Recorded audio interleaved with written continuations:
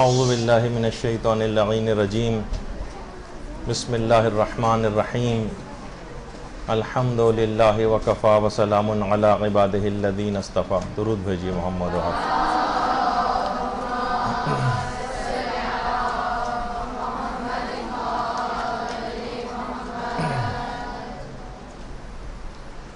جیسا کہ آپ سب لوگوں کے علم میں ہے کہ ماشاءاللہ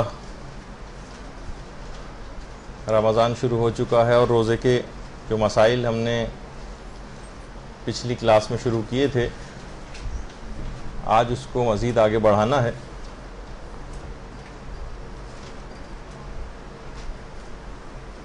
تو کچھ تو فقہی مسائل کا بیان پچھلی دفعہ ہو گیا تھا اور متفرق باتیں بیان کرتے ہوئے کہ سحری کس انداز کی ہونی چاہیے، کون سی دعائیں ہونی چاہیے، یہاں تک کہ پورا روزہ انسان گزار دیتا ہے، اس دوران مختلف مباح کام بھی انجام دیتا ہے جیسے سونا. لیکن جیسا کہ آپ لوگوں کے علم میں ہے کہ خود رمضان المبارک میں روزے کی حالت میں سونا وہ خود بھی باعث ثواب ہے، ایک ایک سانس اس کی تسبیح کا حکم رکھتی ہے. یہ بھی کہا جاتا ہے کہ اگر کوئی شخص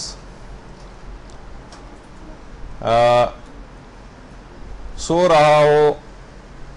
یا مثلا یہ دو الگ الگ روایتیں ہیں، یا مثلا کوئی شخص بھول جائے کہ وہ روزے سے اور وہ کچھ کھا پی لے اور اسی طرح سے اپنے روزے کو تمام کر دے، تو اصل میں یہ پروردگار عالم نے اس کو کھلایا اور پلایا ہے. اور یہ بھی بات کہی جاتی ہے کہ جو شخص روزے ظہر کے وقت جو سو جاتا ہے حالت روزہ میں، تو پروردگار اس کو سوتے میں کھانا کھلاتا ہے اور پانی پلاتا ہے. یہی وجہ ہے کہ جب آپ سو کر اٹھتی ہیں دوپہر میں تو آپ دیکھتی ہیں کہ آپ کی بھوک اور پیاس بہت کم ہو چکی ہوتی. یہ ایک اس کا بڑا ایک فائدہ ہے. یعنی ہر لحاظ سے ہر منٹ اور ہر سیکنڈ اور ہر لحظہ پروردگار عالم آپ کو ثواب، فائدے، یہ سب کچھ دینا چاہتا ہے. اور عصر کے وقت علماء یہ فرماتے ہیں کہ انسان اگر غور کرے تو اس کی شہوت بھی بہت کم ہو جاتی ہے. بولنے کی شہوت وہ کم ہو جاتی ہے، کھانے پینے کی شہوت وہ کم ہو جاتی ہے. تو علماء یہ فرماتے ہیں حتیٰ کہ بھوک کم ہو جاتی ہے، پیٹ کی جو شہوت ہے. تو علماء یہی فرماتے ہیں کہ اس کا مطلب ہے کہ یہ ہمارے پیٹ کی آواز بس یوں ہی سی ہے اور ہمیں اس کا زیادہ اسیر نہیں ہونا چاہیے. یہی وجہ ہے کہ جو حالت روزہ میں جو بھوک آپ کو لگتی ہے، بھوک کو روایات میں سفید موت بھی کہا گیا، لیکن ایک ایسی چیز ہے جس سے دل نورانی اور سفید ہو جاتا ہے. تو حالت روزہ میں جو بھوک آپ کو لگ رہی ہے، پیاس آپ کو لگ رہی ہے، اس سب کا بہت زیادہ فائدہ آپ کو اپنی عمومی زندگی میں صحت کے اعتبار سے بھی اور روحانی اعتبار سے بھی وہ سب کچھ ملتا ہے. اور علماء یہ فرماتے ہیں کہ خصوصاً غیر شادی شدہ افراد کو روزہ رکھ کر عفت حاصل کرنا چاہیے. اور ہمارے چھٹے امام پیغمبر اسلام سے نقل کرتے ہیں، اللہم صلی علی محمد وآل محمد، کہ روزے دار جب کسی کے سامنے سے گزرتا ہے تو اس کے سارے اعضاء تسبیح کرنے لگتے ہیں اور فرشتے اس پر درود بھیجنے لگتے ہیں. ہم کو پتہ نہیں چل رہا ہوتا، اگر ہماری چشم بصیرت کھل جائے اور ہماری برزخی آنکھ بہت سی چیزیں دیکھنے لگے تو ہم ان آوازوں کو اور اپنے اعضاء کی تسبیح کو بھی سن سکتے ہیں. فرشتوں کے درود کی ان آوازوں کو ہم سن سکتے ہیں. لیکن کیا کریں کہ مادیات کے جو دبیس پردے ہیں اور گناہوں کے جو پردے ہیں وہ ہم نے اپنی روح پر تہ در تہ سے چڑھائے ہوئے ہیں کہ یہ سب چیزیں ہم سننے سے محروم ہو جاتے ہیں. اور فرشتے جو اس پر درود بھیجتے ہیں تو اس کے متعلق بھی یہی بات کہی گئی کہ اصل میں جو فرشتوں کا درود ہے وہ آپ کے لیے طلب مغفرت ہوا کرتا ہے. فرشتوں کے درود کے معنی ہیں آپ لوگوں کے لیے طلب مغفرت. اچھا، اب دن گزرے گا اور یہاں تک کہ افطار کا موقع آ جاتا ہے. ہمارے ساتویں امام موسیٰ کاظم علیہ السلام فرماتے ہیں،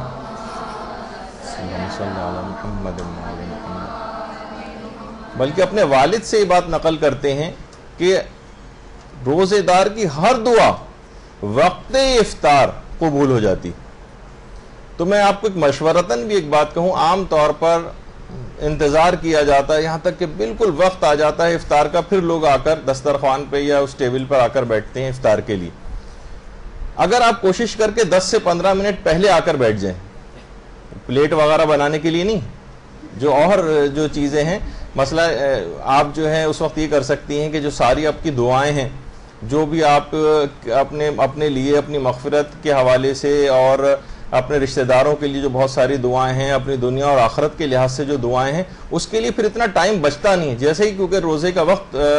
ختم ہو جاتا ہے اور افطار کا وقت شروع ہو جاتا ہے, تو پھر دعا کرنے میں بھی دل نہیں لگتا. اس سے پہلے تو ایک پابندی ہوتی ہے نا کہ ہاں بھائی یہاں تک تو مجھے واجب ہے کہ میں انتظار کروں, تو اس دوران آپ اپنی تمام دعائیں سوچیں, کریں وہاں پر آ کر. تو یہ ایک مشورہ ہے. پھر آپ دیکھیں گے, ورنہ پھر یہی ہوگا کہ اگر آپ اینڈ ٹائم پہ آئیں, ایک آدھ منٹ پہلے آئیں, تو آپ کو پھر افطار کی طرف رغبت زیادہ ہو جائے گی اور دعاؤں کی طرف کم ہو جائے گی.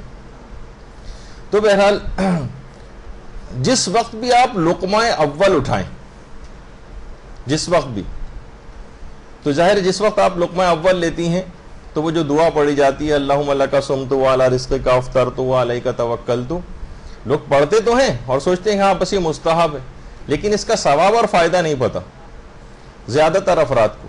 اس کا ثواب یہ ہے کہ جو شخص بھی وقت افطار, جو آپ روا روی میں روزانہ پڑھتے ہی ہیں, اس کا ثواب یہ ہے کہ جو شخص بھی افطار کے وقت اس دعا کو پڑھے گا تو اس وقت اس دنیا میں جتنے بھی روزے دار ہیں ان کے ثواب کے برابر ثواب جو ہے اس شخص کو دیا جائے گا. تو آپ نے دیکھا کہ بہرحال ایک چھوٹی سی دعا اب معرفت کے ساتھ پڑھیں گے کہ اچھا اس کا یہ فائدہ ہے, تو آپ دل لگا کے اس دعا کو پڑھیں گے. اور خاص طور پر جس وقت لقمہ اول لیا جاتا ہے, اس وقت اپنے لیے مغفرت کی دعا کرنے کا خصوصی ایک حکم آیا اپنے لیے, اور دوسرے لوگوں کے لیے بھی کر سکتے ہیں. یعنی مغفرت کی دعا اس وقت ہونی چاہیے. اور ایک دعا تو وہ ہے جو ہمارے امام حسن علیہ السلام ہی نے بتائی.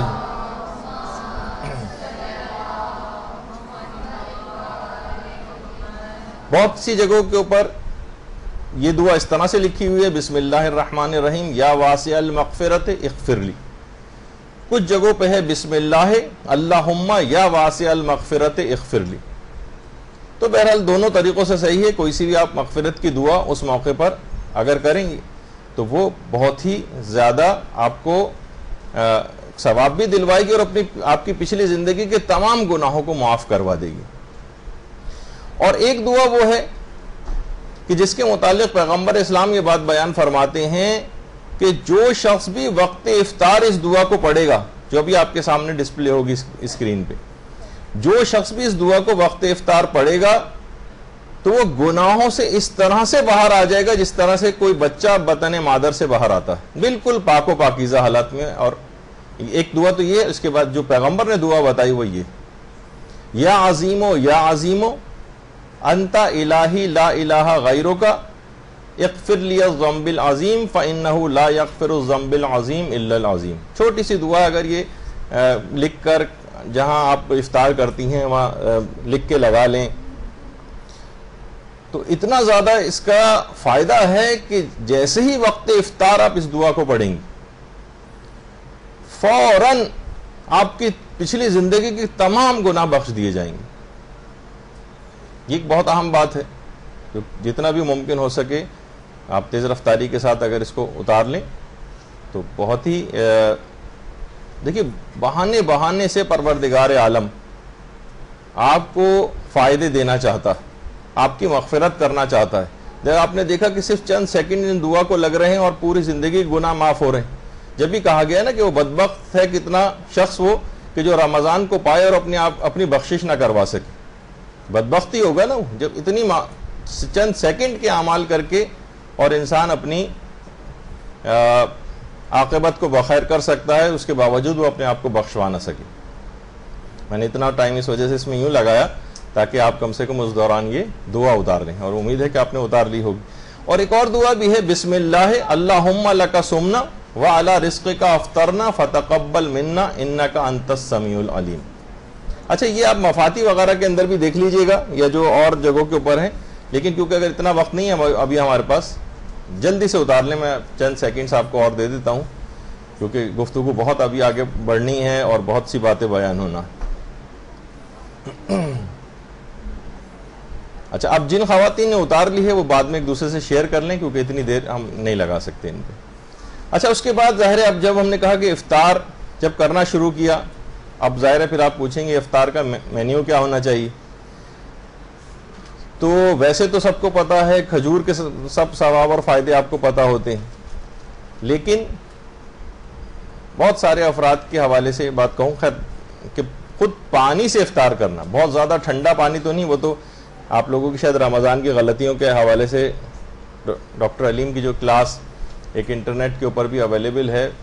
تو وہاں سے بھی آپ دیکھ سکتے ہیں کون کون سی غلطیاں رمضان میں ہوتی ہیں. اس میں ٹھنڈا پانی بھی ایک لحاظ سے ویسی ایک طبی غلطی کے طور پر انہوں نے اس چیز کو پیش کیا ہے. لیکن بہرحال پانی سے افطار کرنا اس کی بھی بہرحال ایک امپورٹنس ہے، اور روایات میں یہ کہا گیا ہے کہ اگر کوئی شخص پانی سے روزے کو افطار کرتا ہے تو پانی کا کام دیکھیے کیا ہے، دھو دینا. تو یہ دل کے گناہوں کو دھو کر رکھ دیتا ہے یہ عمل پانی سے افطار کرنا. تو کبھی کھجور سے افطار کر لیں، کبھی نمک سے افطار کر لیں،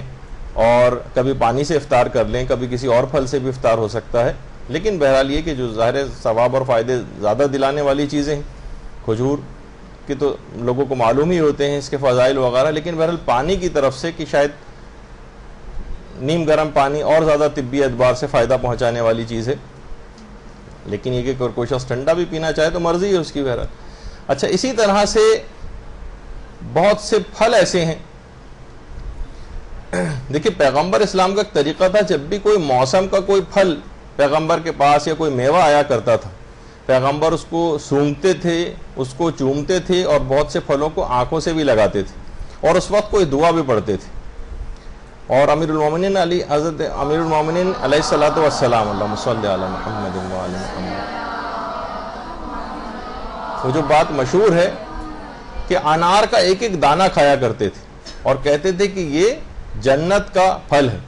اور انار 40 روز تک دل کو نورانی رکھتا ہے. اگر افطار کے اندر یہ بھی شامل کر لیں، ایک تو ویسے ہی حالت روزہ میں اتنی برکتیں آپ کو حاصل ہو رہی ہیں اور نورانیت پیدا ہو رہی ہے، انار اس میں سونے پہ سہاگا کا کام کرے گا، اور 40 روز تک آپ کے دل، ایک انار آپ کے دل کو نورانی کرتا.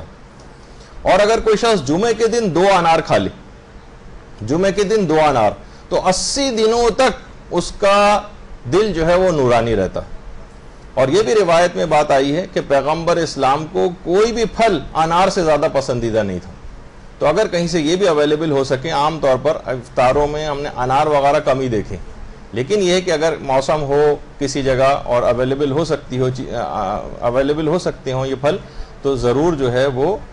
کھائے جائیں. اچھا، کوئی اور بھی پھل،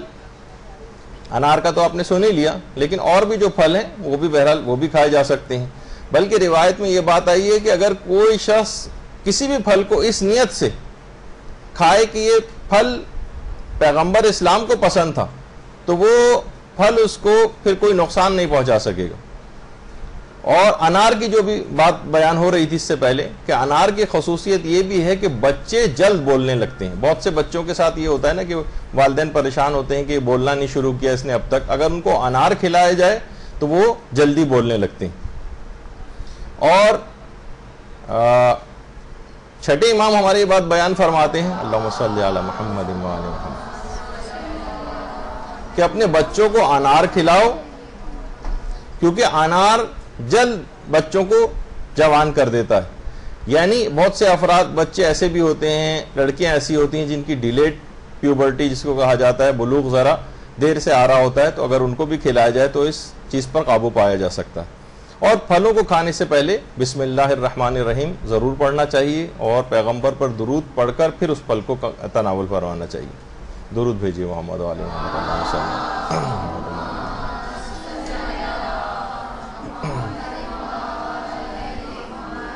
تو بچوں کے اعتبار سے بھی مختلف پھلوں کا بچوں کو عادی بنانا چاہیے، کیونکہ عام طور پر آج کل ہم یہ دیکھتے ہیں کہ بچے جنک فوڈ اور اس طرح کی چیزوں پہ زیادہ جا رہے ہیں، اور پھلوں کی طرف سے ان کی توجہ کم ہوتی چلی جا رہی ہے. اچھا، پھر ایک چیز اور بھی کھانے پینے کے حوالے سے، حالت روزہ میں اتنی کھانے پینے کی چیزیں دکھانی نہیں چاہیے اصولاً، لیکن بہرحال کہ ذرا ٹائم اچھا پاس ہو جائے گا آپ کا، وہ یہ ہے کہ چاول کے سلسلے میں ہمارے چھٹے امام یہ بات بیان فرماتے ہیں کہ اللہم صلی علی محمد وعلی محمد،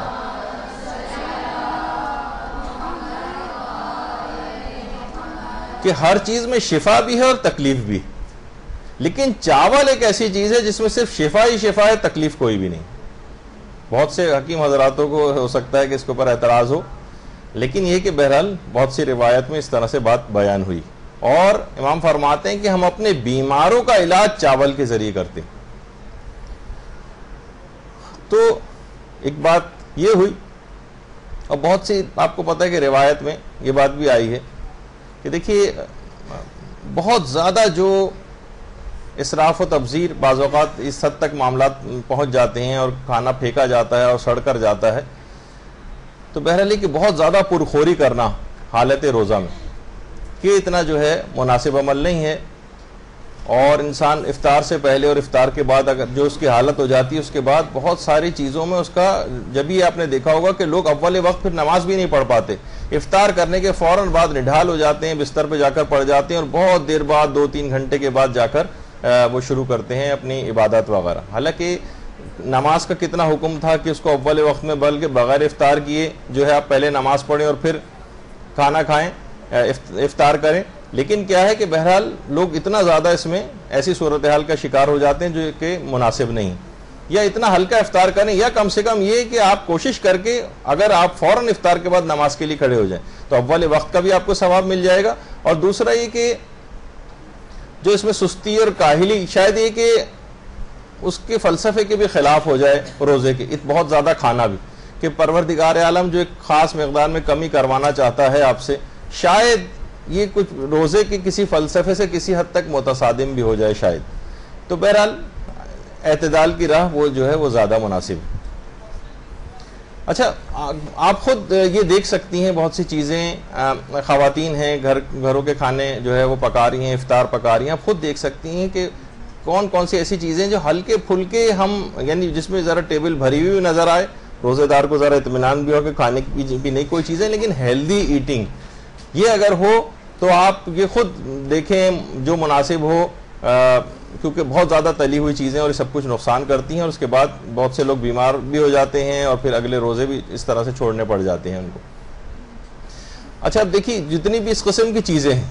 ان سب کے متعلق ہے کہ یہ تمام کھانے جو آپ کھا رہی ہیں، اس سے پہلے بھی ایک دفعہ ذکر ہو چکا ہے، تو ہر سال میں اس کا بار بار ذکر کرتا ہوں، یہ بات یاد دہانی کے لیے کہ جو چیز آپ زیادہ کھائیں گی وہ ویسے ہی اثرات آپ کے اوپر ڈالے گی۔ وہ چیز گوشت کھانے کے جو زیادہ عادی ہو جاتے ہیں وہ بہت شقی القلب ہو جاتے ہیں، یعنی سخت دل ہو جاتا ہے ان کا۔ جو مرغی کھانے کے بہت زیادہ عادی ہوتے ہیں ان کے ساتھ مسئلہ یہ ہوتا ہے کہ ان کے اندر مرغیوں جیسی صفات پیدا ہونے لگتی ہیں۔ آج کل چکن بہت زیادہ کھائی جاتی ہے نا، انسان ہر وقت بس جس طرح ایک مرغی ہے وہ ہر وقت دانے چگنے کی فکر کے اندر رہتی ہے، تو انسان بھی بس ہر وقت پیسہ کمائی یا کھانے پینے کے چکر میں رہتا ہے۔ اب دیکھتے ہیں کہ کتنے کھاتے پیتے افراد ہوتے ہیں، لیکن کھانوں میں کسی محفل کے اندر جاتے ہیں اور کسی شادی کی تقریب میں جاتے ہیں، جب کھانا کھلتا ہے تو کیسا بھاگ کے جو ہے جیسے یلغار ہو جس طریقے سے آواز لگائی جاتی ہے اس طرح سے کھانے کے اوپر ٹوٹ پڑتے ہیں، تو وہی خصوصیات اس کے اندر پیدا ہونے لگتی ہیں۔ ہر چیز اگر اعتدال میں کھائیں گے تو وہ خصوصیات پیدا نہیں ہوں گے، جیسے مرغی کی خصوصیات۔ اسی طریقے سے جہاں پہ سور زیادہ کھایا جاتا ہے ان کے اندر سور جیسی خصوصیات پیدا ہونے لگتی ہیں، جیسے بے غیرتی جس کے اندر سر فہرست ہے، باہر جو کافر ممالک ہیں اس میں جو سور کھانے والے افراد ہیں یہ ایک چیز ان کے اندر پیدا ہونے لگتی ہے۔ شقی القلب، جیسے کہ آپ نے گوشت کھانے سے انسان زیادہ بن جاتا ہے، اس سے زیادہ فی الحال کوئی شقی القلب ہم کو نظر نہیں آیا جس کو پھانسی ہو چکی ہے، صدام حسین۔ لیکن بہرحال یہ کہ بہت سی چیزیں کہ مرغوب ترین اس کا یہ تھا کہ ہر وقت گوشت ہی کا مثلا کھاتا رہتا تھا۔ جو شخص بھی بھیڑ کا گوشت کھاتا ہے اس کے متعلق ہے کہ اس کے اندر بزدلی کی ایک صفت پیدا ہونے لگتی، یعنی جو آپ کھائیں گے ویسی صفت آپ کے اندر پیدا ہونے لگے گی۔ اونٹ کھانے والے افراد زیادہ تر عرب افراد ہیں، اونٹ کی کینہ پروری اور دشمنی بڑی مشہور ہے، تو وہی خصوصیات ان کے اندر پیدا ہونے لگتی ہیں جو بھی چیز کا آپ استعمال کریں گے۔ یا جیسے کہا جاتا ہے کہ بہت سارے آپ نے دیکھا ہے کہ بنگلہ دیش وغیرہ کے علاقے کے بہت سارے افراد جو کہ مچھلی وغیرہ زیادہ کھاتے ہیں، تو وہ اسی طریقے سے اس طرح مچھلیاں ایک جھمگٹے کے اندر رہتی ہیں، اوور کراؤڈڈ پلیسز کے اندر، وہ ہمیں جو ہے وہ زیادہ اس طرح سے رہتے ہوئے نظر، یعنی کوئی نہ کوئی جھلک ان کے اندر اس چیز کھانے کی ان کے اندر نمایاں ہوتی ہے کہ جو وہ جو زیادہ کھاتے ہیں۔ تو بہرحال انسان کو چاہیے کہ کوشش کرے کہ وہ ہر چیز اعتدال میں کھائے، کیونکہ اگر ہم یہ دیکھتے ہیں کہ بہت سارے افراد جو طبی اعتبار سے بھی جو گوشت زیادہ کھاتے ہیں ان کو بڑی آنت کا کینسر سب سے زیادہ ہوتا ہے، اور ہندو حضرات کے جو کہ ویجیٹیرین ہوتے ہیں اور صرف سبزیاں وغیرہ کھاتے ہیں یا دالیں وغیرہ کھاتے ہیں، ان کو سیروسس آف لیور یعنی جو ان کا جگر ہوتا ہے وہ سکڑ جاتا ہے، خاص بیماری وہ ان کو لاحق ہو جاتی ہے. یعنی ہر چیز کی افراط و تفریط، چاہے مکمل ویجیٹیرین بن جائیں یا گوشت خور بن جائیں، ہر لحاظ سے وہ صفات آپ کے اندر پیدا ہونے لگیں گی. تو بہرحال جب بھی روایت میں یہ بات آتی ہے کہ اگر تم قبرستان جاؤ اور وہاں کے مردوں سے جا کر یہ بات پوچھو کہ وہ کس بیماری کے سبب یہاں پر پہنچے ہیں، تو زیادہ تر یہ کہیں گے کہ ہم اپنے پیٹ کی خرابی سے، نظام ہاضمہ کی خرابی کے باعث، یعنی قضاء و قدر سے، حکم پروردگار سے اتنے مرنے والے نہیں ہیں جو خود کھانوں کے ذریعے اس انداز سے جو ہے بیمار ہو کر قبرستانوں کے اندر مکین ہو چکے ہیں. اور یہ بھی پیغمبر فرماتے تھے کہ خدا کے نزدیک بھرے ہوئے پیٹ سے زیادہ کوئی بھی دشمن روزے دار کا نہیں. یعنی اگر بہت زیادہ انسان ٹھوس لے تو حقیقت یہ ہے کہ روزے کے فلسفے سے کسی حد تک یہ بات متصادم ہو سکتی. اچھا، اب یہ بھی کہنے کا مقصد نہیں کہ انسان کچھ نہ کھائے، بلکہ وہ دیکھے کہ ہیلدی ایٹنگ جو ہے وہ کیا ہوتی ہیں، وہ آپ کو خود اپنے طور پر دیکھنا ہے، کیونکہ بہرحال یہ مہمانی خدا ہے، اس میں غریب سے غریب آدمی بھی کوئی بھوکا نہیں رہ سکتا. اس میں پروردگار کی طرف سے ایک ایسی میزبانی ہو رہی ہوتی ہے. اچھا، اب بہت سی افطار پارٹیاں بھی ہوتی ہیں، بشرطہ ان کا مقصد اپنا پی آر بنانا نہ ہو، بشرطہ ان کا مقصد جو ہے کوئی اس طرح کا نہ ہو، کوئی دنیا دکھاؤ، ورنہ خود افطار کرانے کا بہت زیادہ ثواب، یعنی کہ وہ روزے دار کا بلکہ ثواب اور اجر پاتا ہے کہ جو شخص روزے داروں کو افطار کرواتا ہے. اور یہاں تک روایت میں یہ بات آئی ہے کہ روزے دار کو افطار کرانا اور خوش کرنا خود اصل میں روزہ رکھنے سے بھی زیادہ افضل عمل. یہ بھی روایت میں آتا ہے نا کہ دنیا میں مومن کے لیے تین خوشیاں، ایک تو اپنے مومن بھائیوں کو دیکھنے کی خوشی، یہ واقعی خوشی، ایک ہے آخر شب میں بیدار رہنے کی خوشی، اور ایک ہے افطار کرانے کی خوشی. تو بہرحال دوسرے آپ نے دیکھا ہوگا مساجد کے اندر بھی لوگ افطار کراتے ہیں، اس میں زیادہ سے زیادہ حصہ لینا چاہیے، زیادہ سے زیادہ لوگ اس میں دلچسپی بھی رکھتے ہیں، یہ اس قسم کے ثواب لینے میں. ظاہر ہے جس کی تبلیغ زیادہ کی جاتی ہے لوگ اس کی طرف راغب ہونے لگتے ہیں. تو بہرحال ایک ویسا عمل ہے، کیونکہ پیغمبر بھی فرماتے تھے کہ ایک مومن کو افطار کرانا، خواہ وہ ایک کھجور ہی کے ذریعے کیوں نہ ہو، کہ پچھلے تمام گناہ اس کے بخش دیے جاتے ہیں جو فقط ایک کھجور کے ذریعے بھی کیوں نہ کسی مومن کو روزہ افطار کروا دے. اور بہرحال ایک لحاظ سے ثواب میں وہ خواتین بھی اس میں شامل ہو جاتی ہیں جو افطار کی اتنی تیاریاں کرتی ہیں، لوگوں کو افطار بنا کر پیش کرتی ہیں گھروں کے اندر. واقعی بہت اجر و ثواب والی بات ہے. آپ اس کو معمولی طور پر یا اپنے اوپر برڈن سمجھ کے نہ لیں، بلکہ اس چیز کے ثواب اور فائدے دیکھیں کہ ایک کھجور افطار کرانے سے ساری زندگی گناہ بخشے جا رہے ہیں، اور آپ کتنے افراد کو روزانہ جو ہے افطاری بنا کر دے رہی ہیں اور افطار کروا رہی ہیں. اچھا، تو اب آ جائیے کچھ احکام روزہ پر. یہ تو ہم نے ہلکی پھلکی سے ذرا ایک گفتگو کی. احکام روزہ کو اگر ہم دیکھیں تو متفرق جو احکام آج بھی ہمیں بیان کرنا ہے کہ بعض اوقات یہ ہوتا ہے کہ ہم قرآن کی کوئی آیت غلط پڑھ دیتے ہیں. تو اکثر لوگوں کے دماغ میں وہ والا مسئلہ ایک آتا ہی ہے کہ وہ جو توضیح المسائل کے اندر بھی لکھا ہوا ہے کہ خدا اور رسول و امام پر جھوٹ باندھنا، اس سے روزہ باطل ہو جاتا ہے. تو ویسے کچھ علماء میں اختلاف ہے کہ ان میں کون کون سے افراد شامل ہیں، جناب سیدہ اس میں شامل ہیں یا نہیں، یا دیگر انبیاء ما سبق جو ہیں وہ اس میں شامل ہوتے ہیں یا نہیں. لیکن بہرحال احتیاطی مسئلہ یہی ہے کہ آپ کسی کے اوپر بھی جھوٹ نہیں باندھ سکتے اپنی طرف سے. پھر ایک مسئلہ اس کے اندر یہ بھی آتا ہے جو اس وقت تو بیان نہیں کرنا، شاید اگلی کلاس کے اندر وہ آئے گا، کہ بہت ساری اس میں ضرور آپ لوگ ایک چیز کی احتیاط کر لیں. ویسے ضعیف احادیث حالت روزہ میں آغا سیستانی کے فتوے میں بیان کی جا سکتی ہیں، جو احادیث ضعیف، لیکن خاص طور پر وہ احادیث کے جو کہ حالت روزہ میں مختلف SMS کے ذریعے آپ کو موصول ہوتی، آپ کو کچھ پتہ ہی نہیں ہوتا، بس کسی شخص نے بھیج دی ہے، پتہ نہیں حدیث ہے بھی یا نہیں، پتہ نہیں کسی جگہ پائی جاتی بھی ہے یا نہیں، وہ لوگ ایک دوسرے کو فارورڈ کرنے لگتے ہیں. اس میں خاص طور پر احتیاط کیجیے. آقا بہجت تو بہت فرماتے تھے کہ عمومی زندگی میں اتنی احتیاط کرنی چاہیے جائے گا کہ روزے کی حالت میں انسان جو ہے اتنا غیر محتاط ہو جائے. تو ہمیشہ کوشش یہ کرنی چاہیے، آغا بہجت تو یا ہمارے بہت سے علماء کا طریقہ کار ہے خاص طور پر رمضان میں، اور اس سے ہٹ کر بھی اپنے ہاتھ میں جب بھی روایات کوئی پڑھتے ہیں تو اپنے ہاتھ میں کتاب لے کر بعینہ ہی لفظ بلفظ اس میں سے دیکھ کر پڑھتے ہیں. تو بہرحال آپ اس میں ایک احتیاط یہ ضرور کر لیں. مشورہ ہے میرا کہ آپ یہ حالت روزہ میں ایک دوسرے کو جو میسیجز فارورڈ کرتی ہیں خاص طور پر احادیث کے میسیجز، یہ اس میں آپ احتیاط کریں اور ایک دوسرے کو فارورڈ نہ کریں. کچھ پتہ نہیں ہوتا کون سی حدیث ہے کون سی حدیث نہیں ہے کیا نہیں ہے، تو بہرحال اس میں آپ کو احتیاط کرنی چاہیے. تو اب بہت سے لوگ یہ بھی کہتے ہیں کہ پوچھتے ہیں کہ بھئی قرآن کی آیت اگر ہم غلط پڑھ دیں تو کیا اس سے بھی کوئی روزہ باطل ہوتا ہے؟ زیر زبر پیش کی کوئی غلطی ہو جائے، کسی لفظ کی کوئی غلطی ہو جائے، تو بہرحال اس سے روزہ باطل نہیں ہوتا قرآن کی آیت اگر کوئی غلط پڑھ دے. بہت سے لوگوں کا ایک سوال یہ ہوتا ہے کہ اگر ہم قرآن کی کسی آیت کا ترجمہ غلط پڑھ دیں، ترجمے میں کوئی غلطی ہو جائے ہم سے، ہم نے ذرا آگے پیچھے کر دیا، ایسا نہیں کہ بالکل الٹا معاملہ ہو جائے، بلکہ ترجمے میں تھوڑی بہت غلطی اگر ہو جائے تو بہرحال اس سے بھی روزے پر کوئی فرق نہیں پڑتا. لیکن جان بوجھ کے ایسا نہیں ہونا چاہیے، لیکن کبھی غلطی سے اس طرح سے اگر ہو جائے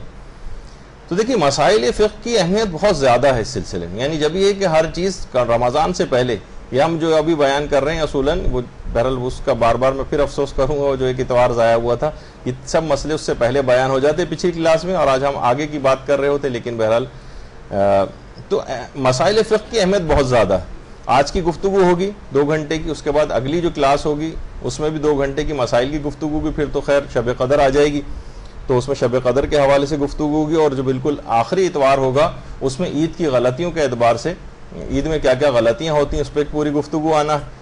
تو یہ 2 گفتگو ہونے کے باوجود اور جو پچھلے 3 گھنٹے کی ہماری ہو چکی اس کے باوجود تقریباً 8-9 گھنٹے کے میرے اعتبار سے فقہی مسئلے ایسے ہی باقی رہ جائیں گے جو روزے کے میں بیان ہی نہیں کر سکوں گا کیونکہ وقت ختم ہو گیا. یعنی ایک ہی دن آپ لوگ آتی ہیں اتوار میں، اور ہم کوشش کریں گے کچھ نہ کچھ اگر یوٹیوب کے اوپر اس کو بنا کے ڈال دیں تو آپ لوگ بیچ میں بھی سن سکتی ہیں، لیکن انشاءاللہ. تو بہرحال یہ کہ دیکھیں 28ویں دن کی جو خاص طور پر دعا ہے ماہ مبارک رمضان کی، یہ ضرور آپ جا کر پڑھیے گا. تو اس میں یہی ہے کہ پروردگار وَأَكْرِمْنِي فِيهَا بِإِحْضَارِ الْمَسَائِلِ، پروردگار مجھے مسائل فقہ یاد کرنے کی کرامت عطا فرما. کہ باقاعدہ ایک دعا ہے 28ویں دن میں، وہ آپ جا کے دیکھیے گا. یا جو دعائیں توبہ آپ پڑھتی ہیں کہ پروردگار میں آپ سے وعدہ کرتی ہوں کہ میں برے کاموں کی طرف مڑ کر بھی نہیں دیکھوں گی، اور میں اپنی جہالت کی معافی آپ سے مانگتی. دعائے توبہ، کلکم خطاؤن و خیر الخطائین التوابون، گناہ گار تو سبھی ہوتے ہیں، خطا کار تو سبھی ہوتے ہیں، لیکن بہترین خطا کار وہ ہے جو کہ توبہ کر لیتا ہے. تو بہرحال یہ بھی ہے، روایت میں ایک بات آئی ہے بیچ میں بیان ہو جائے کہ اگر کوئی شخص 7 سال تک نیک ہو جائے، 7 سال تک نیک اعمال کرتا رہے، تو باقی کی پوری زندگی کا پروردگار ضامن ہو جاتا ہے. بس 7 سال آپ اپنے ٹھیک طور پر گزار لیا آپ نے، تو باقی زندگی کا پروردگار ضامن ہوتا ہے. تو ایک دفعہ آپ کوشش کریں. تو بہرحال جس طرح کہا جاتا ہے نا کہ بہت سے دکاندار زیادہ پیسے ہوں تو بہت سے کھوٹے سکے بھی اس کے اندر چل جاتے ہیں اگر اس کو دیں. تو پروردگار ہمارے جیسے بھی کھوٹے اعمال ہیں ان کو پروردگار جو ہے قبول کر لے. جس طریقے سے ہمارے جسم غلاظتوں سے بھرا ہوا ہوتا ہے، کتنی نجاستیں ہمارے جسم کے اندر موجود ہوتی ہیں، تو پروردگار اس کے باوجود ہماری نماز کو قبول کر لیتا ہے. تو بہرحال اسی طریقے سے پروردگار ہمارے ان کھوٹے اعمال کو بھی اگر قبول کر لے تو کیا ہی کہنا. وہ جو دعائے سحر میں بھی آپ پڑھتی ہیں نا کہ پروردگار اگر فقط تو نے نیکوکاروں پر ہی رحم کیا تو ہم گناہگاروں کا کیا ہوگا، اور پروردگار اگر تو فقط متقین ہی کے اعمال قبول کرتا ہے تو پھر ہم گناہگار جو ہے وہ کس زمرے میں جائیں گے. اور پروردگار نماز و روزہ کرنے والے بھی بخشش پا گئے، مخلصین بھی نجات یافتہ ہو گئے، فقط اور فقط ہم گناہگار ہی باقی رہ گئے ہیں، ان پر سے بھی اپنے عذاب کو برطرف فرما دیں. اور ایک اور دعا جو خاص طور پر ماہ رمضان میں کی جاتی وہ بھی اگر آپ دیکھیں تو اس میں یہ آتا ہے کہ پروردگار مجھے ان لوگوں میں سے قرار دینا جن سے دین کا کوئی کام لیا جاتا ہے، اور میرا نعم ولا تستبدل بھی غیری، میرا نعم البدل کسی اور کو نہ قرار دے دینا.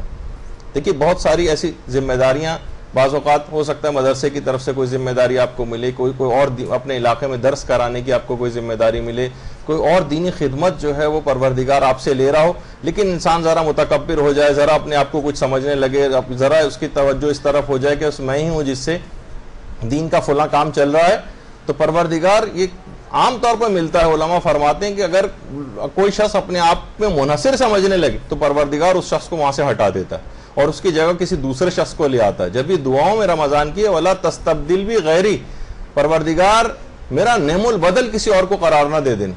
کیونکہ ٹھیک ہے دین کا کام تو چلتا رہے گا لیکن آپ سے وہ کام لے لیا جائے گا اور آپ کسی فضول کام کی طرف ہو سکتا ہے کہ آپ کی توجہات ہو جائیں, تو وہ دماغ میں رہنی چاہیے. اور ایک لوگوں کے دماغ میں ایک چیز اور بھی آتی, وہ ہوتی کہ پتہ نہیں ہمارے روزے قبول بھی ہو رہے ہیں یا نہیں ہو رہے. تو یہ بات یاد رکھ لیجئے کہ بہرحال پروردگار عالم کو کیفیات مطلوب نہیں. بہت ساری دیکھیے چیزیں ایسی ہوتی ہیں کہ ہمیں دعاؤں میں ہو سکتا ہے وہ مزہ نہیں آ رہا ہو, ہمیں نمازیں پڑھنے میں وہ مزہ نہ آ رہا ہو, ہمیں روزہ رکھنے میں وہ مزہ نہ آ رہا ہو. بعض اوقات مزہ آنے لگتا ہے تو ایک اور خطرہ لاحق ہو جاتا ہے جو میں شب قدر کی گفتگو میں انشاءاللہ آپ لوگوں کی خدمت میں پیش کروں. کیفیات پروردگار کو مطلوب نہیں. بعض اوقات ہم یہ سوچتے ہیں کہ تو جس طرح گن پوائنٹ پہ روزہ رکھوایا جا رہا ہے ہم اس طرح سے روزہ رکھ رہے ہیں, نمازیں گویا ایسے ہی پڑھ رہے ہیں, فجر کی نماز تو ایسے ہی پڑھتے نظر آتے ہیں کہ جیسے بہت ہی مجبوری کی حالت میں پڑھی جا رہی. تو علماء یہ فرماتے ہیں کہ پروردگار کو اس طرح کی کیفیات مطلوب نہیں. ہو جائے تو بہت اچھا ہے, مزہ آنے لگے, آپ کی خود دل چاہنے لگے آپ کا, وہ تو ایک الگ ایک عرفانی وہ ہے, لیکن بہرحال اس سے آپ کی قبولیت روزہ پر یا قبولیت دیگر عبادات کے اوپر کوئی فرق نہیں پڑتا ہے. کیونکہ آپ دیکھتے ہیں کہ شیطان آپ کے مزاحم ہوتا ہے, آپ کو روکتا ہے کہ آپ روزہ نہ رکھیں, آپ نماز نہ پڑھیں. آپ کا نفس آپ کو مجبور کرتا ہے کہ آپ یہ والے کام نہ کریں, لیکن پھر بھی آپ کام کرتی چلی جا رہی ہیں. آپ کی عادت بھی نہیں ہوتی اس طرح سے بھوکے پیاسے رہنا, آپ اپنی عادت کے خلاف آپ کام کرتی ہیں. آپ کی طبیعت اس طرف مائل نہیں ہوتی لیکن اپنی طبیعت کے خلاف آپ کام کرتی ہیں. گرمیاں ہیں, گرمیوں میں انسان زیادہ پانی پیتا ہے, زیادہ اس کو پیاس لگتی ہے, لیکن آپ اس کے باوجود بھی حکم پروردگار میں اس پیاس کو بھی برداشت کر رہی ہیں. اس کے معنی, اور مسلسل آپ روزے رکھ رہی ہیں, اس کے معنی یہ ہیں کہ توفیق آپ کو نصیب ہو رہی ہے اور یہ پروردگار عالم کی طرف سے ہے, اور یہ اس بات کی دلیل ہے کہ پروردگار آپ کے تمام روزوں کو قبول کر رہا ہے. اس میں کسی بھی طرح کے لوگ عام طور پر اس طرح سے افراط و تفرید کا بعض اوقات شکار ہو جاتے ہیں کہ کیا نماز ہے آپ کی اور کیا روزہ ہے آپ کا. ایک حد تک تو بات صحیح بھی ہوتی ہے کہ گناہوں کے ساتھ اگر یہ نماز روزے کیے جا رہے ہیں, لیکن اگر کوئی شخص کر بھی رہا ہے تو ایک اس طرح سے ایک بے یقینی کسی کیفیت اور بس پروردگار سے گویا ہر وقت سوء ظن رکھنا کہ ہمارے کسی عمل کو قبول ہی نہیں کرنے والا ہے, تو یہ انسان کو عبادات سے روک دینے والا عمل بن جاتا ہے. تو آپ کو بار بار اس بات کی توفیق اگر مل رہی ہے تو اس کی بات کی دلیل ہے کہ روزہ آپ کا مقبول ہو رہا ہے. نماز کی آپ کو توفیق مل رہی ہے, آپ چاہے دل چاہے نہ چاہے ہر صورت میں الارم لگا کے اٹھ رہی ہیں, نیند کے غلبے میں آپ اٹھ رہی ہیں, پھر بھی آپ نماز پڑھ رہی ہیں, اس کے معنی ہے کہ آپ کو توفیق مل رہی. دیکھیے کوئی شخص اگر بار بار آپ کے گھر آئے تو 2 3 4 دفعہ تو آپ شرما حضوری میں برداشت کر لیں گی, لیکن اگر آپ کو اس کا آنا پسند نہیں ہوگا تو 5ویں دفعہ آپ اس کو ضرور منع کر دیں گی کہ نہیں بھائی آپ ہمارے گھر نہ آیا کریں. تو پروردگار کی بارگاہ میں بار بار حاضر ہونا, یہ توفیق ملنا اس بات کی دلیل ہے کہ اس کو آپ کی اپنی بارگاہ میں آمد قبول ہے اور مقبول ہے. اس وجہ سے آپ کو اس چیز کی طرف خود بخود آپ کا دل ہو رہا ہے اور آپ چاہتی ہیں کہ وہ عمل آپ انجام دے دیں. اسی طریقے سے علم دین کے لیے بھی آنا, یہاں پر بار بار آنا,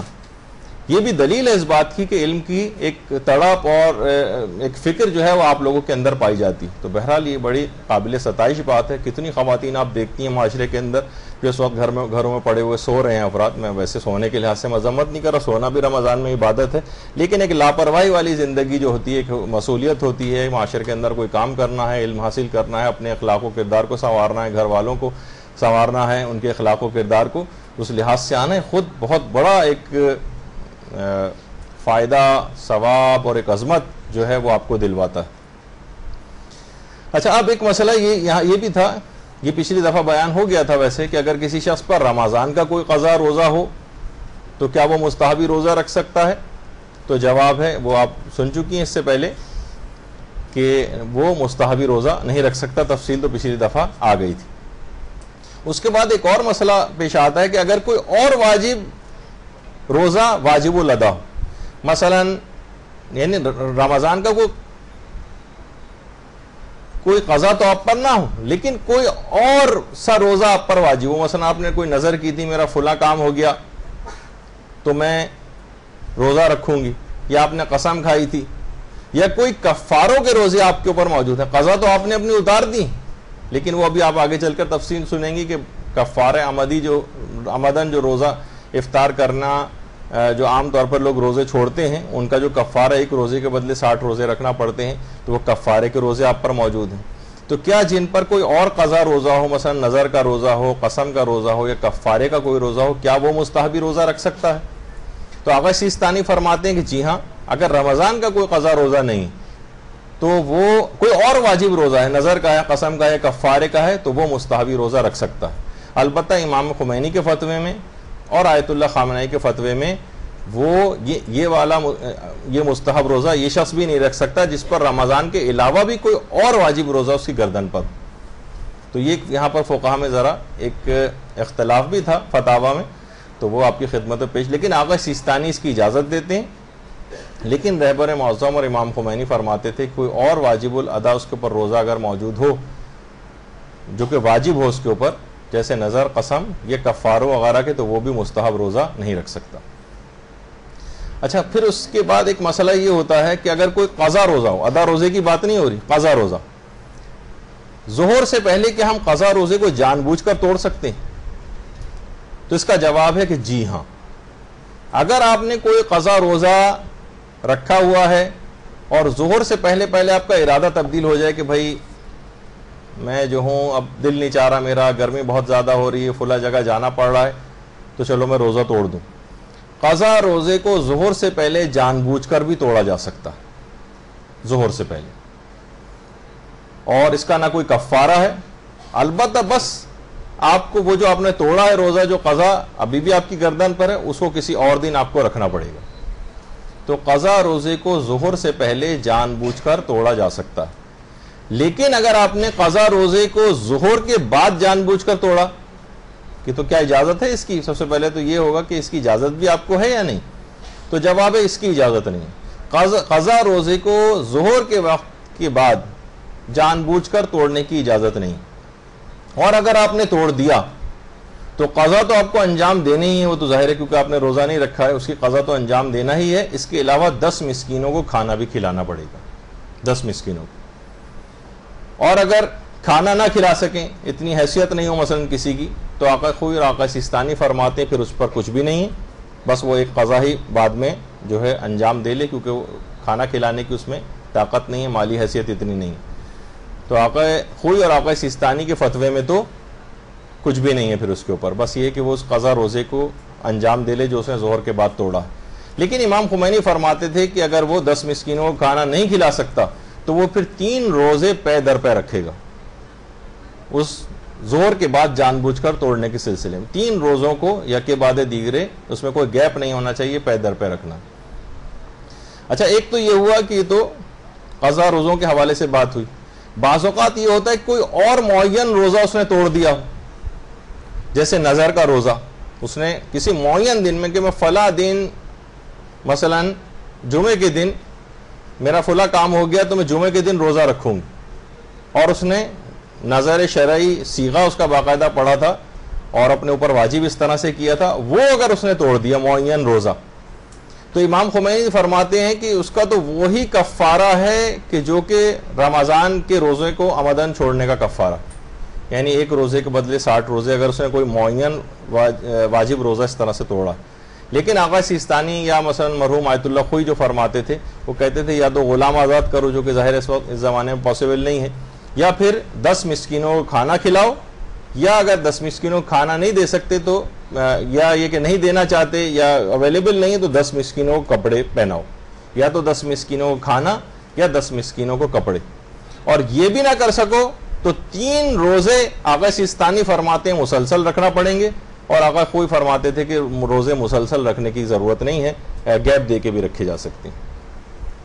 بعض اوقات دیکھیے مسائل فقہ کے اندر یہی ہوتا ہے کہ بڑے اس میں ضروری بھی نہیں کہ بالکل ابھی سنتے ہی آپ کو پورے ذہن نشین بھی ہو جائیں, کاپیوں میں اچھی طرح سے نوٹ کر لیں, اس کے بعد جب موقع ہے تو نکال کے دیکھ لیں, اور کہیں بتانے کا مسئلہ ہو تو پھر آپ کو باقاعدہ یاد بھی کرنا پڑیں گے. یعنی اگر کوئی معین روزہ آپ نے توڑا, کوئی مقررہ روزہ کہ فلاں دن ہی میں رکھوں گے, اسی دن آپ نے توڑ دیا, تو امام خمینی تو فرماتے ہیں کہ وہی 60 روزے والا کفارہ جو ہے وہ کرنا پڑے گا اس کو, جس کی تفصیل ابھی آگے چل کر بھی آئے گی. اور آقا سیستانی اور آقا خوئی فرماتے ہیں کہ 10 مسکینوں کو کھانا یا 10 مسکینوں کو کپڑے پہنانا. یہ بھی نہ کر سکو تو آقا سیستانی فرماتے ہیں 3 روزے مسلسل رکھو, اور آقا خوئی کہتے تھے کہ مسلسل رکھنے کی ضرورت نہیں, گیپ دے کے بھی رکھے جا سکتے ہیں.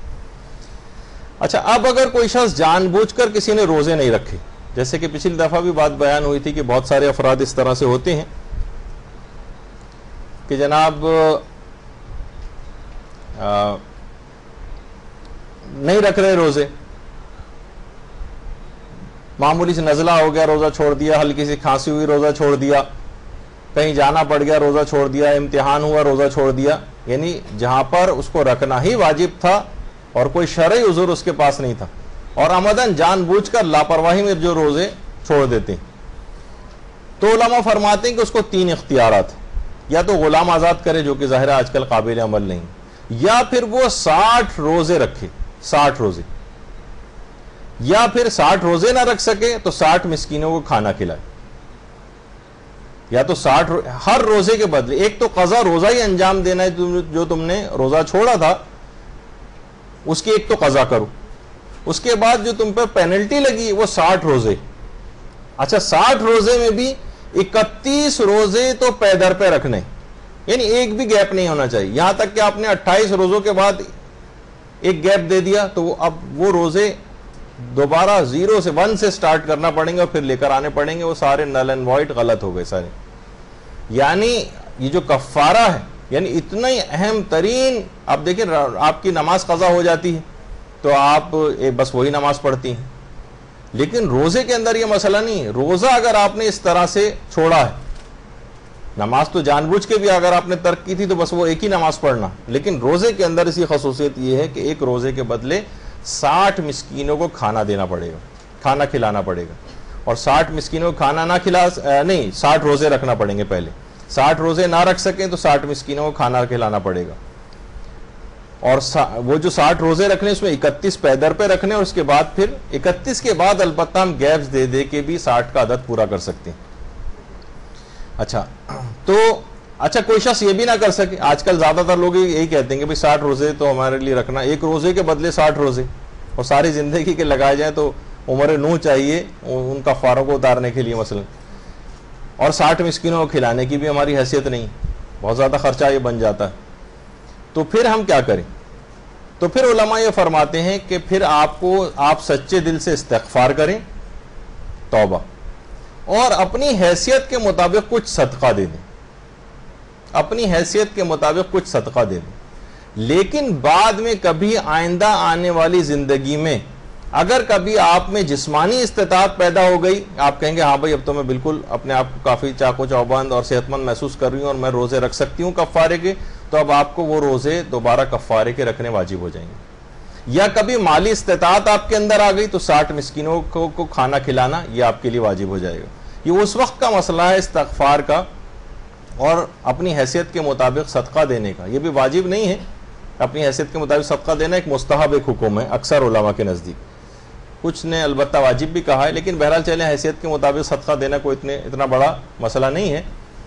تو بہرحال اگر کوئی شخص ایسا کر لے تو اس کا فی الحال گناہ معاف ہو جائے گا. اگر یہ مر گیا تو اس پہ کسی ذمہ پھر کوئی مسئلہ نہیں ہوگا. لیکن یہ کہ اگر بعد میں کبھی زندہ رہا اور جسمانی اس میں اتنی سکت آ گئی کہ روزے رکھے تو اس کو روزے رکھنا پڑیں گے دوبارہ, یا مالی استطاعت پیدا ہو گئی تو اس کو مسکینوں کو کھانا کھلانا پڑے گا. تو یہ ایک مسئلہ ہوا. اچھا, اب ایک مسئلہ یہ بھی آتا ہے کہ بعض اوقات کہ مثلا ہم صبح دیر سے اٹھے, ظہر کے قریب اٹھے, اور ہمارا ارادہ تھا کہ ہم جو ہے اپنے قضا روزے کو رکھیں گے, تو ہماری آنکھیں اس وقت کھلی ہے کہ ظہر سے پہلے یا مثلا 11 بجے اور 12 بجے, تو کیا ہم قضا روزے کی نیت ظہر سے پہلے کر سکتے ہیں؟ تو اس کا جواب ہے کہ جی ہاں, آپ قضا روزے کی نیت ظہر سے پہلے کر سکتی ہیں. چاہے آپ نے صبح کے وقت نیت نہیں کی, لیکن آپ نے کوئی منافی روزہ کام بھی انجام نہیں دیا تھا, نہ کوئی کھایا تھا, نہ پیا تھا, نہ کوئی ناشتہ کیا تھا, تو قضا روزے کی نیت کو ظہر سے پہلے کیا جا سکتا ہے, اور آپ کا وہ روزہ قضا روزہ شمار ہو جائے گا اس دن, بشرطے کہ کوئی منافی روزہ آپ نے کوئی کام نہ کیا. اچھا، اب ایک مسئلہ ہوتا ہے کہ بہت سارے روزے خواتین کے چھوٹ جاتے ہیں اپنی ماہانہ عادت کی وجہ سے، تو کیا قضا روزوں کو اگلے رمضان سے پہلے پہلے ادا کرنا ضروری ہے؟ تو جواب ہے کہ جی ہاں، قضا روزوں کو اگلے رمضان سے پہلے پہلے ادا کرنا ضروری ہے. جیسے کوئی بیمار بھی ہوا، اب اس کو اگلے رمضان سے پہلے پہلے ان روزوں کی قضا کر لینا چاہیے. خواتین کو اپنے ان چھوٹے گئے روزوں کی قضا اگلے رمضان سے پہلے پہلے کر لینی چاہیے، یہ ان کے لیے ضروری ہے اور واجب. اچھا، لیکن اگر آپ نے اگلے رمضان سے پہلے ادا نہ کیے، مثلا بہت سارے روزے ہو گئے تھے، قضا تو انجام آپ نے دینا ہے، الگ سے ہے مسئلہ، یعنی قضا تو انجام دینی تھی آپ نے، لیکن اگلے رمضان سے پہلے آپ انجام نہ دے سکی، تو اب کیا ہوگا؟ پھر اب آپ کو کفارہ تاخیر ادا کرنا پڑے گا اگلے رمضان سے پہلے پہلے. بہت سی خواتین ایسے ان کی پچھلی زندگی کو بہت سے روزے اس انداز سے قضا ہوئے پچھلے سالوں میں، اور انہوں نے بس قضا وہ جمع ہوتے گئے، لیکن کیا ہے کہ وہ ان کو اگلا رمضان شروع ہونے سے پہلے جو روزے رکھ لینے چاہیے تھے انہوں نے پھر بھی نہیں رکھے. اس کی ایک پینلٹی دینا پڑتی، وہ ہے کہ ایک مد یعنی 3 پاؤ کے قریب آٹا کسی غریب کو فی روزہ پہنچانا پڑے گا، ایک روزے کے بدلے 3 پاؤ آٹا. اور یہ اگلے رمضان تک اگر ادا نہیں کیا آپ نے تو ہر روزے کا ایک لحاظ سے کفارہ تاخیر اس کو کہا جاتا ہے، یہ دینا پڑے گا. آپ نے تاخیر اتنی کیوں کر دی کہ اگلا رمضان شروع ہو گیا اور آپ نے وہ روزے نہیں رکھے؟ تو سب سے پہلے تو وہی ضروری کہ اگلے رمضان سے پہلے پہلے رکھ لیں، لیکن بالفرض کسی وجہ سے آپ اگلے رمضان تک لاپرواہی چاہے ہو گئی، اس میں توجہ نہیں رہی، ٹائم نکل گیا، کوئی اور وجہ ہو گئی، اگلے رمضان سے پہلے آپ ادا نہیں کر سکی، تو آپ کو کفارہ تاخیر جو ہے وہ دینا ہوگا. آقا خود البتہ فرماتے تھے کہ فوراً یہ ضروری نہیں ہے، البتہ 1 سال سے زیادہ تاخیر نہیں ہونی چاہیے، لیکن اگر سب کا بھی مسئلہ ملا لیا جائے تو بہرحال یہ کہ اگر ایک روزے کے بدلے 1 مد یعنی 3 پاؤ آٹا فی روزہ وہ آپ کو دینا پڑے گا. اچھا، اب اگر یہی کفارے کئی سال تک ہم نے ادا نہیں کیے، مثلا 10 سال پہلے آپ کے اس طرح سے کچھ روزے چھوٹے تھے اور وہ ہم نے نہیں رکھے، اور ہر سال پہ سال گزرتے چلے گئے، تو کیا یہ کفارہ تاخیر کے اندر بھی یہ ہر سال ڈبل ہوتے چلے جائیں گے، یا وہی ایک مسئلہ رہے گا، وہی 3 پاؤ آٹا بس فی روزے کے بدلے؟ تو یہاں پر بہرحال ایک ریلیکسیشن ہے شریعت اسلام میں کہ کفارہ تاخیر کو اگر کئی سال تک ادا نہ کیا جائے تو اس کے سالوں کے گزرنے سے اس کفارہ تاخیر میں کوئی اضافہ نہیں ہوتا، یہ وہی رہتا ہے. البتہ فی روزے کے بدلے، یعنی وہ قضا روزہ تو اپنی جگہ رکھنا ہی رکھنا ہے، یہ کفارہ تاخیر الگ سے، کفارہ تاخیر یہ الگ سے. اور یہ مسئلہ بھی شاید آگے چل کر بھی آئے گا کہ اچھا اس میں یہ نہیں ہے کہ پہلے کفارہ تاخیر ادا کریں اس کے بعد پھر قضا روزے رکھیں، یا قضا روزے پہلے رکھنے پھر کفارہ تاخیر دینا، اس میں کوئی تقدم اور تاخر نہیں. چاہے تو جو پہلے کام کر لیں وہ آپ کی مرضی ہے، بہرحال الگ سے وہ ایک واجب رہے گا کہ فی روزہ 3 پاؤ آٹا، یہ تقریباً 1 کلو ہی کر لیں اس کو احتیاطاً، فقیر کو فی روزہ، یعنی اگر کسی کے 30 کے 30 روزے اس طرح سے چھوٹ گئے تھے یا اس نے نہیں رکھے، جتنی بھی کیلکولیشن وہ کرے کہ 50 روزے ہیں تو 50 کلو آٹا پہنچانا پڑے گا غرابہ تک. اچھا، اب ایک مسئلہ یہ جو بھی آپ نے سنا کہ روزوں کے کفاروں کا جو مسئلہ کہ 60 مسکینوں کو کھانا کھلانا، تو کیا کفارے میں ہم یہ نہیں کر سکتے اس کو پیسے دے دیں؟ ہم حساب لگا لیں کہ بھئی کتنا بنتا ہوگا اتنے ہم نے پیسے دے دی. تو اس میں یہ بات یاد رکھ لیجئے کہ کفاروں میں پیسہ دینے سے کام نہیں چلے گا، آپ کو جنس ہی دینا پڑے گی، یعنی وہ جو چیز ہے، آٹا ہے، چاول ہے، یہ اس طرح کی جو چیزیں ہیں وہ ہی دینا پڑیں گی. دالیں ہیں مثلا اگر آپ دینا چاہیں وہ بھی دے سکتے ہیں، لیکن یہ کہ آٹا کیونکہ نسبتاً ذرا سستا پڑ جاتا ہے لوگوں کو، کفارے بہت واجب ہو جاتے ہیں، تو کفاروں میں پیسے نہیں دے سکتے، یا ایکویویلنٹ پیسے جو ہیں آپ نے کہا کہ اس کے مساوی ہم پیسے دے دیتے ہیں، یہ نہیں چلے گا. ہاں ایک صورت میں ہو سکتا ہے کہ جب آپ کو یقین ہو کہ جس کو ہم یہ کفارے کے پیسے دے رہے ہیں 100% یقین ہو کہ اس سے یہ آٹا ہی خریدے گا یا مثلا اناج ہی خریدے گا. اگر ایسا آپ کو یقین اور اطمینان ہے بالکل 100% آپ کہہ سکتی ہیں کہ ہاں یہ جا کے یا آپ کی اس سے انڈرسٹینڈنگ ہو گئی تو پھر پیسے بھی دے سکتے ہیں. لیکن بہرحال یہ کہ اس میں احتیاط کا تقاضا یہی ہے کہ زیادہ تر لوگ اب پیسے ویسے دے کے اپنی جان چھوڑاتے ہیں کہ آٹا واٹا خرید کے کون پہنچانے جائے گا. جب بھی ہمارے استاد محترم مولانا صادق حسن صاحب قبلہ جو مختلف مجالس سے خطاب بھی کیا، انہوں نے کہا کہ باقاعدہ دیکھیں اسلام کا یہ جو حکم ہے کہ نہیں پیسے نہیں دو بلکہ اس کو یہ چیزیں ہی دو، یہ اب ہمیں سمجھ آنے لگا ہے آخری زمانے میں کہ جب واقعی فصلیں نہیں اگیں گی اور آخری زمانے میں قحط سالی ہوگی تو لوگ پیسے بھی ہاتھ میں لے کر پھریں گے. کچھ ہی عرصے پہلے جو آپ نے دیکھا تھا کہ آٹے کی کیسی قلت ہو گئی تھی، پانی کی بہت سی علاقوں کے اندر کیسی قلت ہو گئی تھی، لوگوں کے پاس پیسے تھے لیکن یہ چیزیں نہیں تھیں. اس موقع کے اور اس زمانے کا خیال بھی اسلام نے اتنا پہلے سے کیا. کبھی ایسا کوئی موقع پیش آ جائے تو انسان اناج خرید کے اپنے پاس طرح ذخیرہ نہیں کر سکتا کہ ٹھیک ہے اس نے روزوں کے کفارے غریب کو پیسے دے دی، لیکن غریب اس پیسے کو کرے گا کیا جب وہ چیز ہی نہیں مل رہی ہے تو. اور وہ امیر حضرات اپنے پاس ذخیرہ کیے بیٹھے ہیں ان تمام غذائیتوں کو. تو اسلام نے کہا کہ نہیں، اب تم کو جنس ہی دینا پڑے گی، یعنی اس سے وہی چیزیں دینا پڑیں گی تاکہ ان لوگوں کو بھی پیٹ بھرتے رہیں. اور بہت آگے تک کی بات اسلام نے جو ہے وہ سوچی. تو پیسے نہیں دیے جا سکتے، چیز ہی پہنچانا پڑے گی. اچھا پھر ایک مسئلہ کفاروں میں یہ بھی آتا ہے کہ کیا کفاروں میں یہ جو 60 کا عدد پورا کرنا ضروری ہے؟ یا مثلا ہم نے 5 مسکین پکڑ لیے غریب اور ان کو 12 دفعہ ہم نے کھانا کھلا دیا، تو 12 کو ہم نے 5 سے ملٹیپلائی کیا 60 ہو گئے. تو کیا یہ بھی کر سکتے ہیں کہ 5 افراد پکڑ کے 12 دفعہ کھانا کھلا دیں، 12 افراد پکڑ کے 5 دفعہ کھانا کھلا دیں، یعنی 60 کا عدد پورا کرنا ضروری؟ جواب ہے کہ جی ہاں 60 کا عدد پورا کرنا ضروری. 60 کھوپڑیاں آپ کو گننی پڑیں گی 1 2 3 کر کے، ٹھیک ہے، جو پر ہیڈ کہا جاتا ہے نا اس کو، یعنی 60 افراد ہونے چاہیے. ٹھیک ہے، تو یہ نہیں کر سکتے کہ ہم کم مستحقین کو لیں اور ان میں جو ہے وہ ان کو زیادہ دفعہ کھانا کھلا دیں. تو یہاں پر 60 ایسے افراد. ہاں یہ ضرور ہو جاتا ہے کہ مثلا آپ نے ایک روزے کا کفارہ تھا 60 مسکینوں کو کھانا کھلانا، تو ہم نے 60 لوگ جمع کر لیے، ان کو بلا لیا یا کسی جگہ ارینجمنٹ ان کا کر دیا، یا 60 الگ. یہ بھی ضروری نہیں ایک جگہ پہ بیٹھے ہوئے ہوں. ایک گھر ہے اس میں 5 غریب افراد رہتے ہیں، ایک گھر ہے اس میں 4 غریب افراد رہتے ہیں. اس طرح سے کرا کے بھی آپ 60 کا عدد مکمل کر سکتی ہیں. ایک جگہ پہ بیٹھا ہونا ضروری نہیں ہے ان سب کا. لیکن بالفرض 60 کا عدد اس انداز سے جو ہے آپ کو بہرحال پورا کرنا جو ہے وہ ضروری. اچھا یہاں پر ذرا پھر بھی نسبتاً مشکل ہو جاتی ہے چیز، لوگ ذرا مشکل میں پڑ جاتے ہیں کہ ہم کہاں سے 60 کا عدد کہاں سے لے کر آئیں. تو بہرحال ایران میں مجتہدین کے خاص طور پر آغا سیستانی کا پورا ایک ادارہ ہے جو کفارات اور اس طرح کی چیزوں کو جو ڈیل کرتا ہے. اگر یہاں پر آپ نہیں کر پا رہی ہیں اس مسئلے کو اپنے طور پر صحیح طور پر ڈسٹریبیوٹ نہیں کر پا رہی ہیں، تو آپ ایران سے معلوم کروا لیں کسی بھی عالم کے تھرو، یا کوئی طالب علم جو وہاں پر پڑھتے ہوں تو وہ آپ کو بتا دیں گے کہ فی روزہ وہاں پر کتنا جو ہے آپ کو پاکستانی روپوں کے اندر پڑے گا، اور وہاں پر بھی اگر آپ نے بھجوا دیا تو آپ کا ذمہ ادا ہو جائے گا.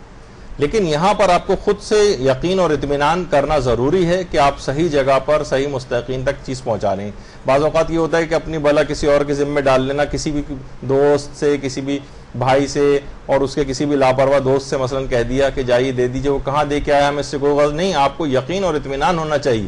کہ یہ صحیح جگہوں پر 60 کا عدد پورا ہوا اور غریب لوگوں تک یہ چیز پہنچ گئی. صرف پیسے دینے سے کام نہیں چلے گا کہ چلیں. ہاں کوئی بالکل قابل اطمینان ہے، مسائل شریعت سے واقف ہے اور اس پہ عمل بھی کرتا ہے کوئی شخص، تو پھر ٹھیک ہے، قابل اعتبار شخص کو تو اس طرح سے پیسے دیے جا سکتے ہیں. لیکن یہ کہ زیادہ اطمینان کرنا ہے تو آغا سیستانی کے ادارے تک بھی پہنچایا جا سکتا ہے، یا دیگر مجتہدین کے بھی اور وہاں پر ادارے ہوں گے. اچھا اب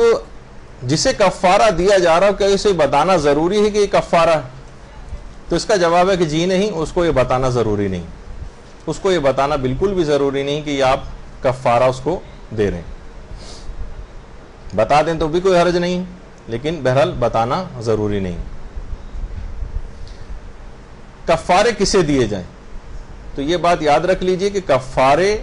جو ہے وہ شیعہ اثنا عشری کو دیے جائیں گے اور غریب شخص کو دیے جائیں گے جسے فقیر شرعی کہا جاتا ہے، جو کہ کھلم کھلا کوشش یہ کریں کھلم کھلا گناہ کرنے والا بھی نہ ہو اور بے نمازی بھی نہ ہو. یہ خاص طور پر چیزوں کا دماغ میں خیال رکھنا چاہیے. اچھا وہ جو مسکین یا فقیر ہے، کیا اس کا شیعہ اثنا عشری ہونا ہی ضروری ہے یا مثلا بہت سارے افراد ہیں کہ گھروں میں ماسیاں کام کرتی ہیں, ملازم کام کرتے ہیں, ڈرائیور حضرات کام کرتے ہیں, انہوں نے کہا یہ بھی غریب آدمی, اس کو دے دو. نہیں, یہ نہیں چلے گا. غیر شیعہ افراد کو کفارے نہیں دیے جا سکتے. اس مسکین یا فقیر کا شیعہ اثنا عشری ہونا یہ لازمی. بہت سارے لوگ اس طرح سے اپنے چیزوں کو نکالتے ہیں. اگر انہوں نے ایسے ہی یہ تمام چیزیں, جیسے فدیے کے متعلق بھی یہی بات آگے چل کر آئے گی جب میں فدیے کے مسئلے بیان کروں گا, کہ اس میں بھی مستحق کو شیعہ اثنا عشری ہونا ہی لازمی.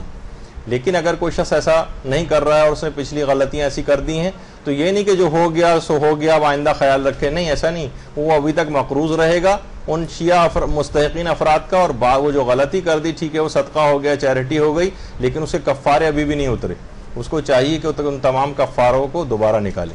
تو مسکین یا فقیر شرعی کا شیعہ اثنا عشری ہونا یہ ضروری ہے. اچھا,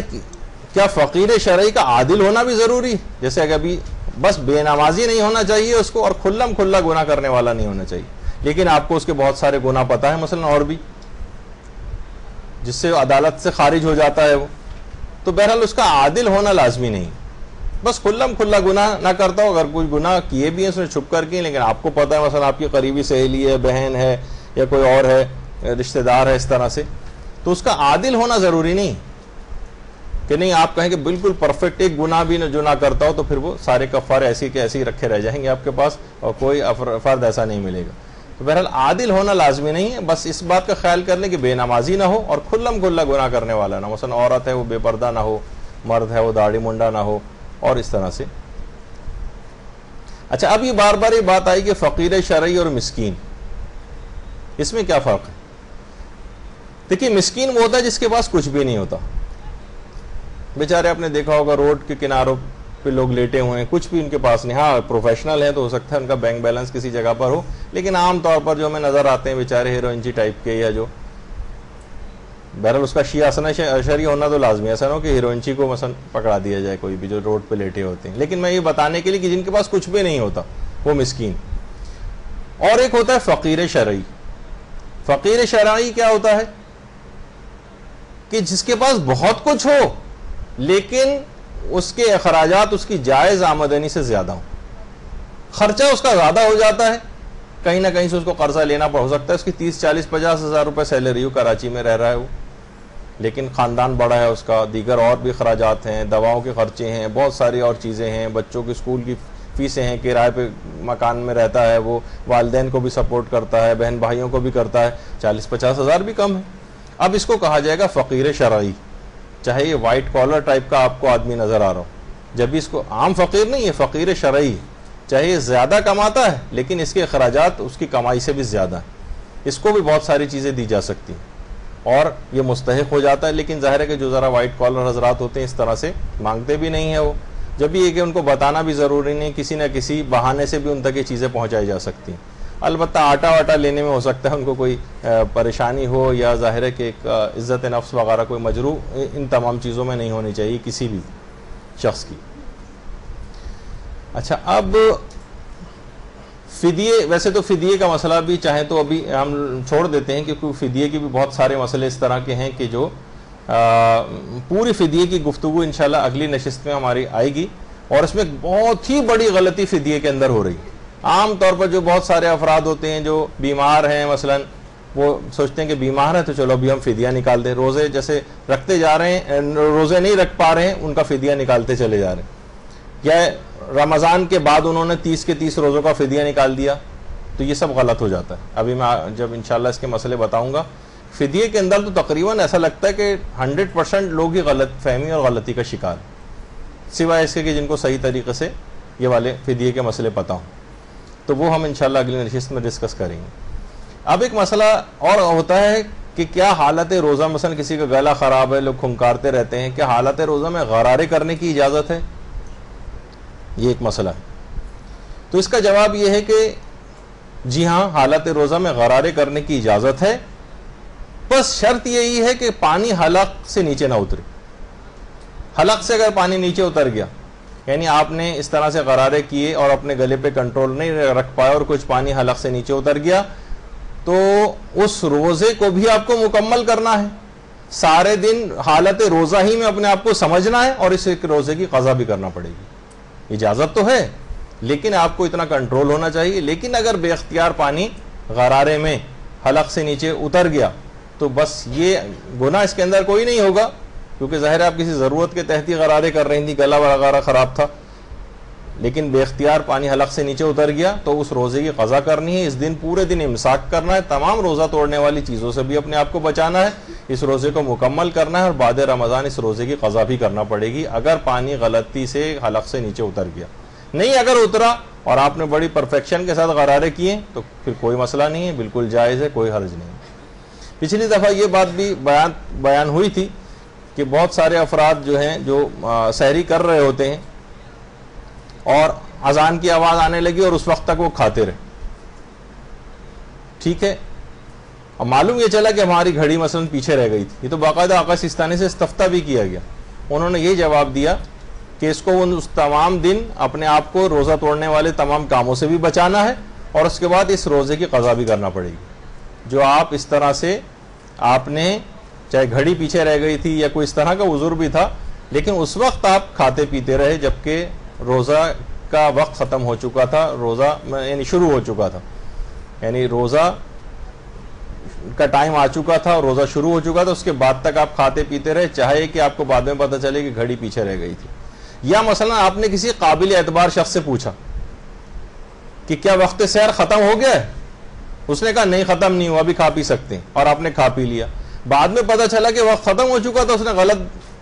یعنی جھوٹ نہیں بولا تھا, اس نے بھی یہی سوچا کہ شاید ابھی تک نہیں ہو, لیکن وہ آپ کے نزدیک قابل اعتبار تھا. تو اس پہ بھی علماء فرماتے ہیں کہ اس کو اس روزے کو پورے دن تک پورا بھی کرنا پڑے گا اور اس بعد رمضان اس روزے کی قضا بھی کرنا پڑے گی. البتہ کفارہ ان دونوں صورتوں میں کوئی بھی نہیں ہوگا, چاہے گھڑی پیچھے رہ جائے, چاہے کسی شخص کی گواہی کے اوپر آپ نے اس طرح سے, چاہے وہ قابل اعتبار شخص ہی کیوں نہ تھا, لیکن کیا ہے کہ اس نے کہا کہ نہیں ابھی وقت سحر ختم نہیں ہوا اور آپ کھا پی سکتی ہیں, آپ کھاتی پیتے نہیں, بعد میں پتہ چلا کہ ختم ہو گیا تھا, تو اس روزے کو بھی مکمل کرنا پڑے گا, بعد رمضان اس کی قضا بھی کرنا پڑے گی. اچھا, اب ایک مسئلہ پیش آ جاتا ہے بہت سی صورتحال میں کہ اکثر لوگ پوچھتے ہیں, جیسے پاکستان کے ماحول اور معاشرے کی بات کر رہا ہوں, ابھی بہت سارے اور جو جگہ ہیں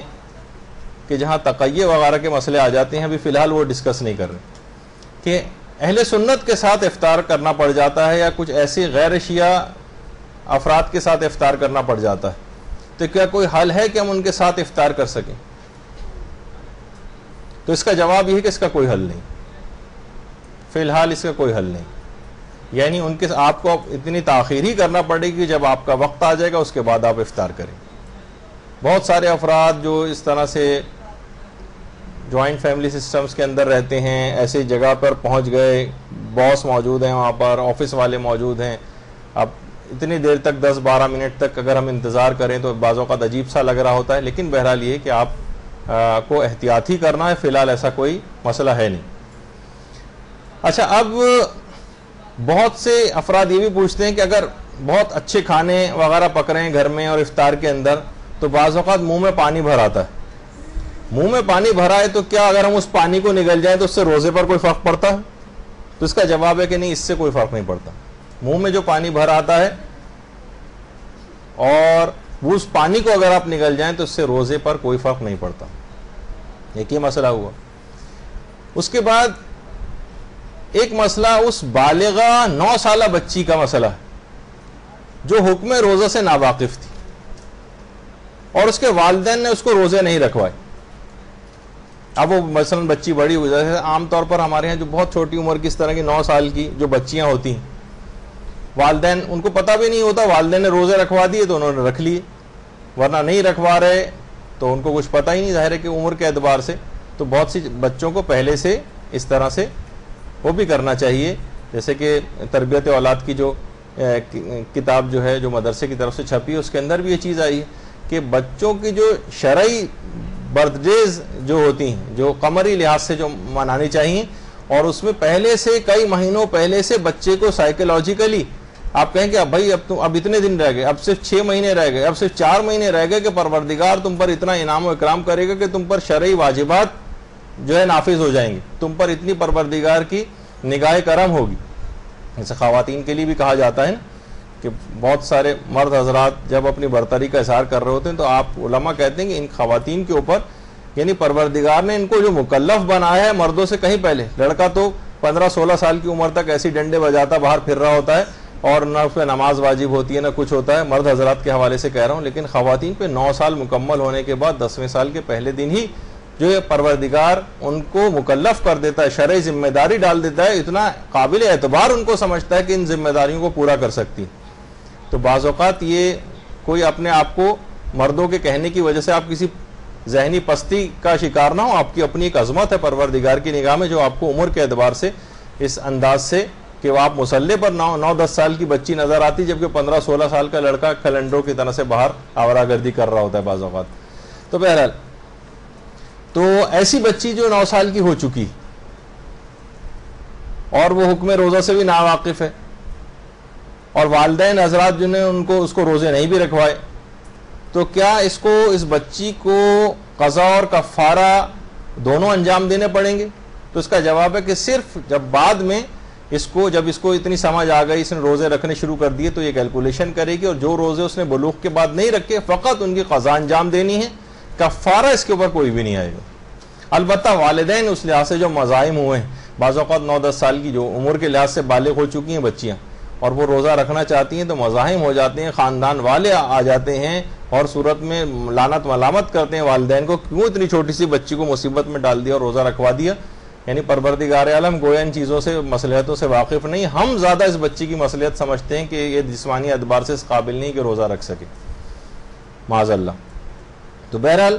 اس میں یہ مسئلہ یہ ہوا کہ اگر کبھی ایسا موقع پیش آ جائے تو اس بچی کو فقط قضا انجام دینا پڑے گی, کفارہ اس کے اوپر کوئی بھی نہیں ہوگا.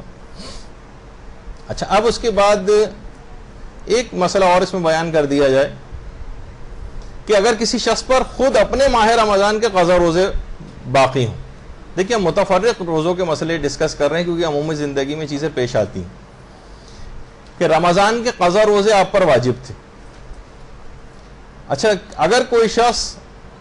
جس پر اپنے قضا رمضان کے روزے واجب ہوں, کیا وہ کسی مرحوم کے لیے روزے رکھ سکتا ہے؟ چاہے اجارے پر رکھے چاہے تبرعاً رکھے. اجارے پر یعنی ہم نے پیسے لے کے کسی مرحوم کے لیے روزے رکھنے شروع کر دیے. بہت سے غریب افراد ہوتے ہیں, ان کا گزر بسر اسی کے اوپر ہو رہی ہوتی,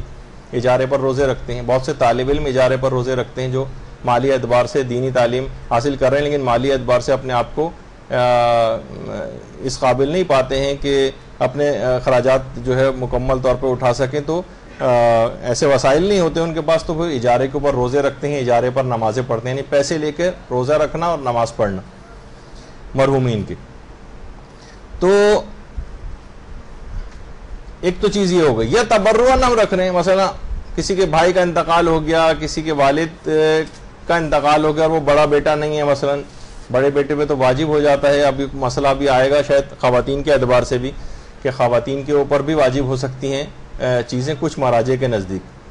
اپنے مرحوم والدین کے روزے رکھنے سے متعلق خواتین پر بھی حکم آ سکتا ہے. ابھی میں جب اختلاف مراجع بتاؤں گا تو اس وقت یہ چیز آئے گی. یا ہم ویسے ہی ہمارا دل چاہ رہا ہے کہ ہمارے اوپر واجب تو نہیں لیکن ہم پھر بھی ہم چاہ رہے ہیں کہ اپنے مرحوم بھائی کا, اپنے مرحوم والد کا, اپنے کسی اور مرحوم رشتہ دار کا روزہ اس کی طرف سے رکھ لیں, جبکہ ہم پر اپنے قضا روزے بھی باقی ہیں. تو کیا اس کو اجازت ہے کہ بھائی تمہارے اوپر تو اپنے قضا روزے باقی تھے, تم دوسروں کے روزے کہاں رکھنے چلے ہو؟ یا اسلام منع کر دے کہ نہیں تمہارا وہ روزہ قابل قبول نہیں؟ تو اس کا جواب یہ ہے کہ ایسا شخص اجارے پر روزے بھی رکھ سکتا ہے اور ایسا شخص تبرعاً بھی روزے رکھ سکتا ہے. یعنی خود سے آگے بڑھ کر اس پہ واجب نہیں تھی چیز لیکن دل چاہ رہا ہے کہ ہم اپنے مرحوم فلاں رشتہ دار کے لیے روزہ رکھیں, تو اگر کسی شخص پر اپنا قضا رمضان کا روزہ باقی بھی ہو تب بھی یہ اجارے کے روزے بھی رکھ سکتا ہے اور تبرعاً روزے بھی رکھ سکتا ہے. یعنی کسی اور کی طرف سے بھی اس طرح سے رکھ سکتا ہے بغیر پیسے لیے بھی جو روزے رکھے جاتے ہیں. حد تک کہ مکروہ بھی نہیں ہے اس کے لیے کہ بھائی تمہارے لیے مکروہ ہے پہلے تم اپنے روزے اتارو پھر دوسروں کے روزے رکھنا, لیکن کہا اسلام نے کہ نہیں تمہیں پوری اجازت ہے. اچھا, اب جو ہم واجب قضا روزے اپنے اتاریں گے, مثلا ہم پہ 25-30 روزے ہیں, تو کیا اس مثلا رمضان پچھلے رمضان کے کسی کے اوپر اتنے سارے روزے ہیں تو کوئی اس نے پہلا روزہ چھوڑ دیا, اس کے بعد 5واں روزہ چھوڑ دیا, اس کے بعد 7واں روزہ چھوڑ دیا, اس کے بعد مثلا 15واں روزہ چھوڑ دیا, تو کیا ان روزوں میں نیت کے اعتبار سے کوئی ترتیب ضروری ہے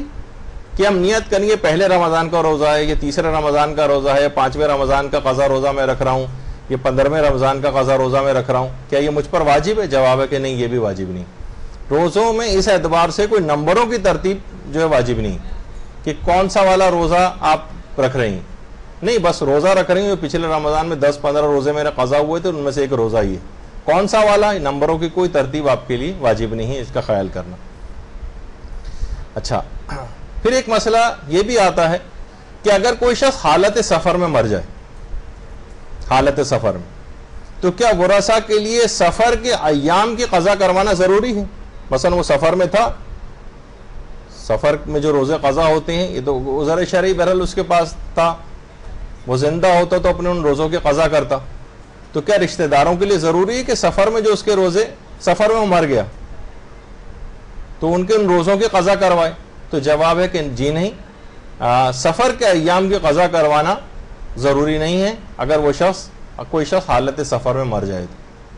تو بہرحال یہ بھی ایک مسئلہ آپ کی خدمت میں پیش ہو گیا۔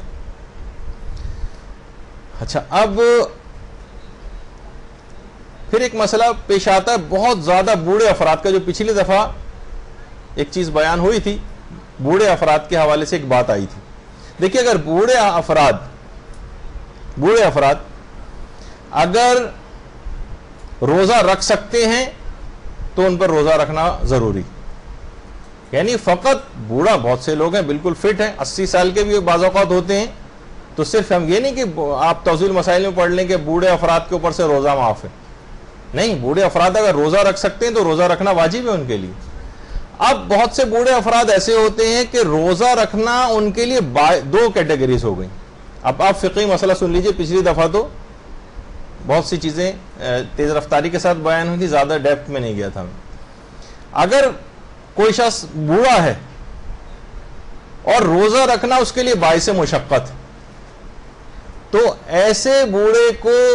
بوڑھے پر سے روزہ بھی معاف ہے، بلکہ روزہ معاف ہے، البتہ اس کو ایک فدیہ دینا ضروری، یعنی یہ روزہ رکھ سکتا ہے لیکن روزہ مشقت کے ساتھ رکھے گا، بڑی اس کی حالت خراب ہو جائے گی لیکن روزہ رکھ لے گا۔ تو یہاں پر اس بوڑھے شخص کو اس بات کی سہولت مل جاتی ہے کہ تم نے بہت مشقت کے ساتھ یہ روزہ رکھا ہے، تم پر سے یعنی مشقت کے ساتھ یہ روزہ رکھ سکتا ہے، ابھی رکھا نہیں، مشقت کے ساتھ یہ روزہ رکھ سکتا ہے، تو اس پر سے یہ روزہ معاف ہے، البتہ اس روزے کا ایک فدیہ اس کو دینا پڑے گا، اور یہ فدیہ رمضان کے فوراً بعد بھی دے سکتا ہے۔ یہ ایک میں خاص چیز جو فدیے میں جو غلطی بعد میں بیان کروں گا میں، بوڑھے افراد میں وہ غلطی نہیں، بوڑھے افراد رمضان کے فوراً بعد بھی اپنا فدیہ جو ہے، بہت زیادہ بوڑھے افراد جن کے لیے باعث مشقت ہوتا ہے، اپنا فدیہ دے سکتے ہیں۔ اچھا، بوڑھے افراد کی ایک کیٹیگری وہ ہوتی ہے کہ جو روزہ رکھ ہی نہیں سکتے، مثلا ایک ہوتا ہے مشقت کے ساتھ رکھ لینا، اور ایک ہوتا ہے بیچارہ بہت ہی زیادہ اتنی نقاہت اور کمزوری کی تو روزہ رکھ ہی نہیں سکتا، روزے کے درمیان ہی بے ہوش ہو جائے گا، کوئی اور صورتحال اس کے ساتھ ہو جائے گی، اس پر سے نہ صرف یہ کہ روزہ معاف ہے بلکہ فدیہ، وہ جو اس کا ایک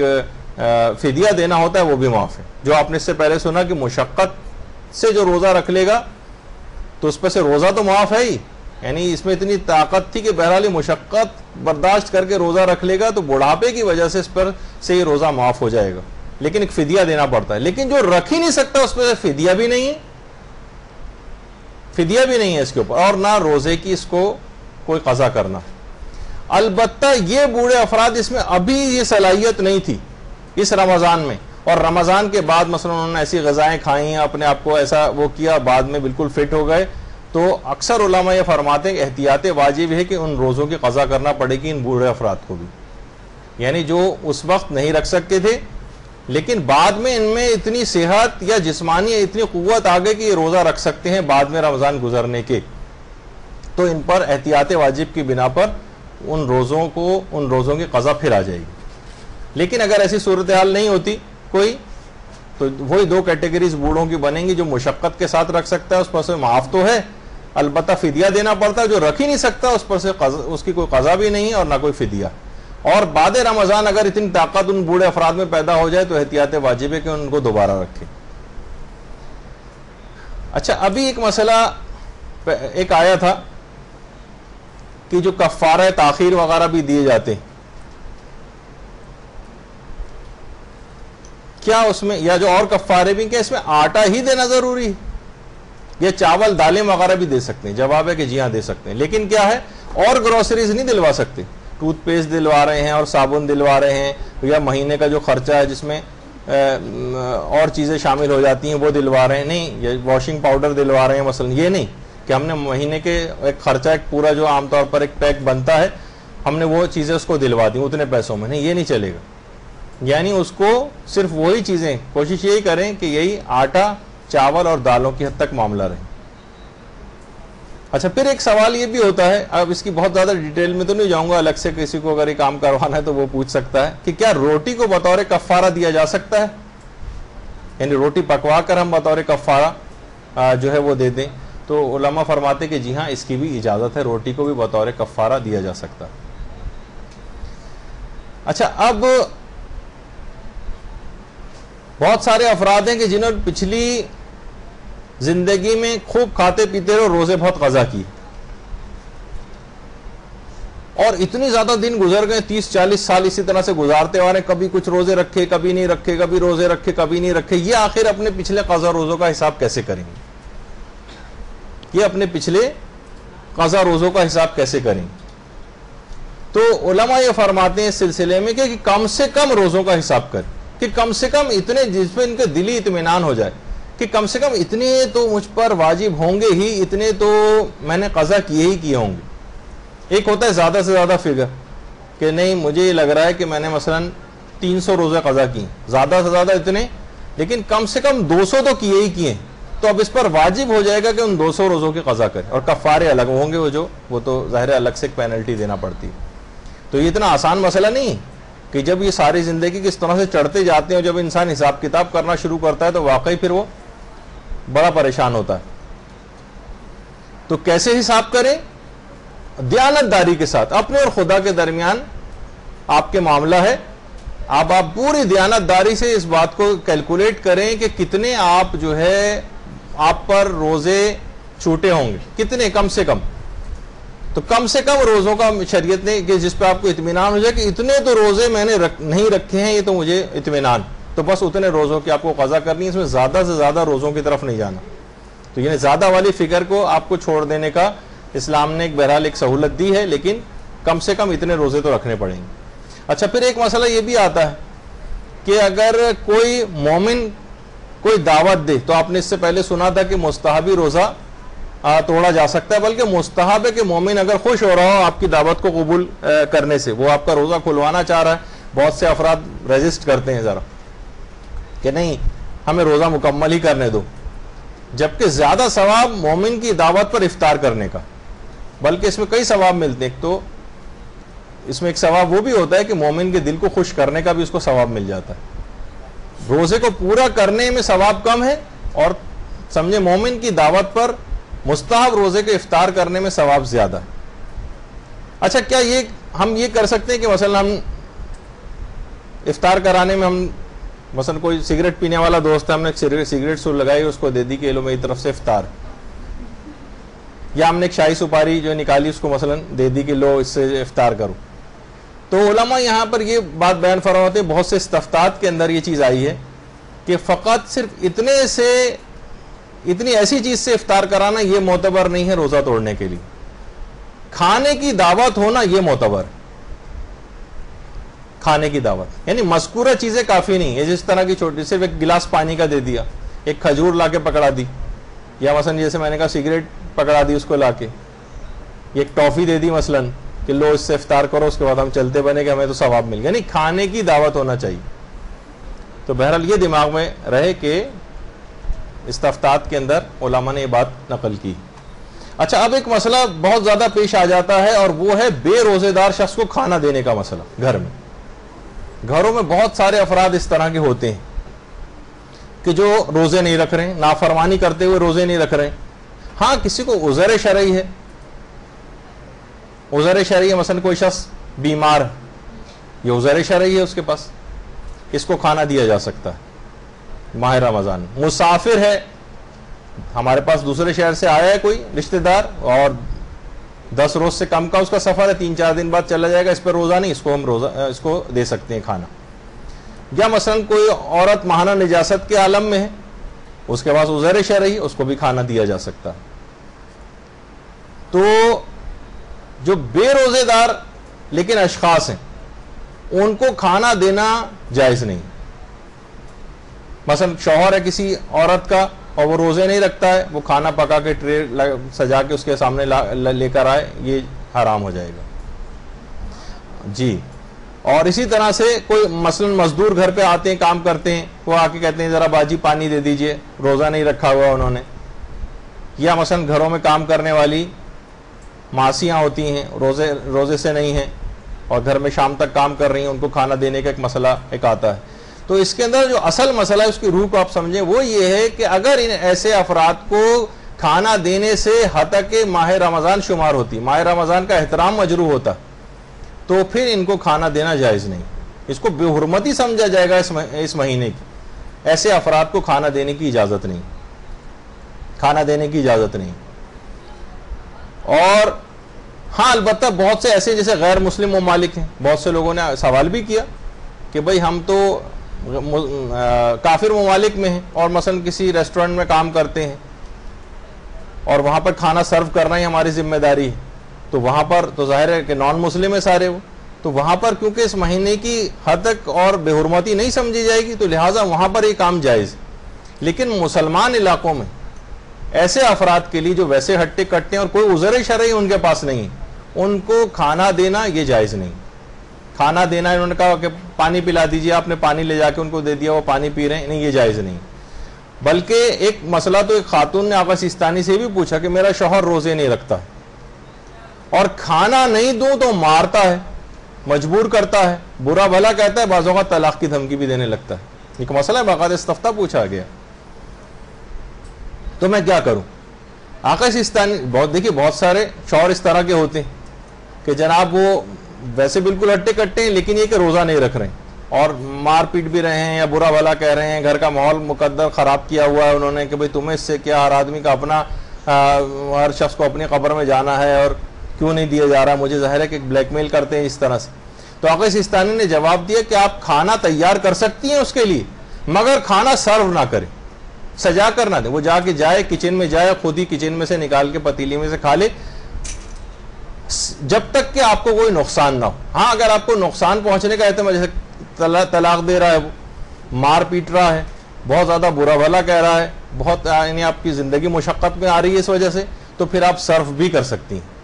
یعنی اس کو پلیٹ میں لا کر بھی دے سکتی ہیں, لیکن وہ بہت حالت مجبوری والا مسئلہ ہے. لیکن آپ صرف اتنا کر سکتی ہیں, ایسے افراد کے لیے کھانا بنا کر رکھ دیں, وہ نکالیں خود آ کے, ان کو کھانا نکال کس طرح سرو کیا جاتا ہے باقاعدہ, اس طرح سے نہیں کیا جا سکتا. تو یہ ایک اہم مسئلہ تھا, عام طور پر گھروں میں چیزیں پیش بھی آ جاتی ہیں, تو اس وجہ سے یہ بتانا ضروری تھا. اچھا بہت سارے افراد آپ نے دیکھا ہوگا کہ دکاندار حضرات یا کیشیئر حضرات جو ہوتے ہیں, وہ اکثر یہ ہوتا ہے کہ رقم گننے کے لیے یا ورقوں کو پلٹنے کے لیے انگلی کو زبان سے تر کرتے ہیں, اس کے بعد پھر نوٹ گنتے ہیں, پھر انگلی زبان تر کرتے ہیں نوٹ, تاکہ صحیح طرح سے گن سکیں. تو کیا اس عمل سے کوئی روزے پر فرق پڑتا ہے, یہ بھی اکثر سوال لوگ پوچھتے ہیں. تو اس سے بھی کوئی فرق نہیں پڑتا, روزہ بالکل صحیح رہتا ہے. اپنی انگلی کو زبان سے تر کر کے پھر ان چیزوں میں استعمال کرنا اور بار بار اس طرح سے زبان پہ انگلی لگانا, اس کی اجازت ہے. اسی طرح سے بہت سارے افراد یہ بھی پوچھتے ہیں کہ کیا روزے دار جو ہے خوشبو دار جو ہے ٹوتھ پیسٹ استعمال کر سکتا ہے, شاید وہ احرام وغیرہ سے ریلیٹڈ دماغ میں کوئی مسئلہ ان کے ہو. تو بہرحال خوشبودار ٹوتھ پیسٹ بھی استعمال ہو سکتا ہے حالت روزہ میں, اس میں کوئی ممانعت نہیں ہے.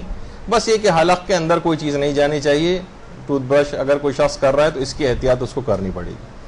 اسی طریقے سے روزے کی حالت میں جو ماؤتھ واش وغیرہ استعمال کی جاتے ہیں, مثلا منہ سے بو آ رہی ہے, اگرچہ وہ خدا کو بڑی پسندیدہ ہے, لیکن بہرحال یہ کہ ہم اس بو کا خاتمہ کرنا چاہتے ہیں اور کوئی ماؤتھ واش استعمال کر رہے ہیں, تو کیا اس کی اجازت ہے؟ جواب ہے کہ جی ہاں, اس کی اجازت ہے, ماؤتھ واش استعمال کیا جا سکتا ہے. اسی طریقے سے کوئی جو ماؤتھ فریشنر ہوتے ہیں, اسپرے ٹائپ کی جو ہوتے ہیں, وہ بھی کیے جا سکتے ہیں. ایئر فریشنر نہ کیجیے گا, وہ ماؤتھ فریشنر الگ سے بھی آتے ہیں. تو بہرحال اس میں بھی کوئی حرج نہیں ہے, سوائے اس کے کہ بس حلق سے کوئی چیز نیچے نہیں اترنی چاہیے. وہ جو آپ نے پچھلی دفعہ نہیں ہے، وہ بھی مسئلہ بھی میں نے پچھلی دفعہ بیان نہیں کیا تھا، آئندہ آگے آئے گا. تو اگر حلق سے کوئی چیز نیچے نہیں اتر رہی ہے تو آپ نے دیکھا کہ غرارے کی بھی اجازت مل رہی تھی، منہ میں کوئی چیز ڈالنے کی بھی اجازت ہے، کلی کرنے کی بھی اجازت ہے، ماؤتھ واش استعمال کرنے کی بھی اجازت ہے، ٹوتھ پیسٹ استعمال کرنے کی بھی اجازت ہے، کوئی بھی ماؤتھ فریشنر استعمال کرنے کی بھی اجازت ہے، ہر لحاظ سے بالکل ٹھیک ہے، بس حلق سے کوئی چیز نیچے نہیں جانا چاہیے.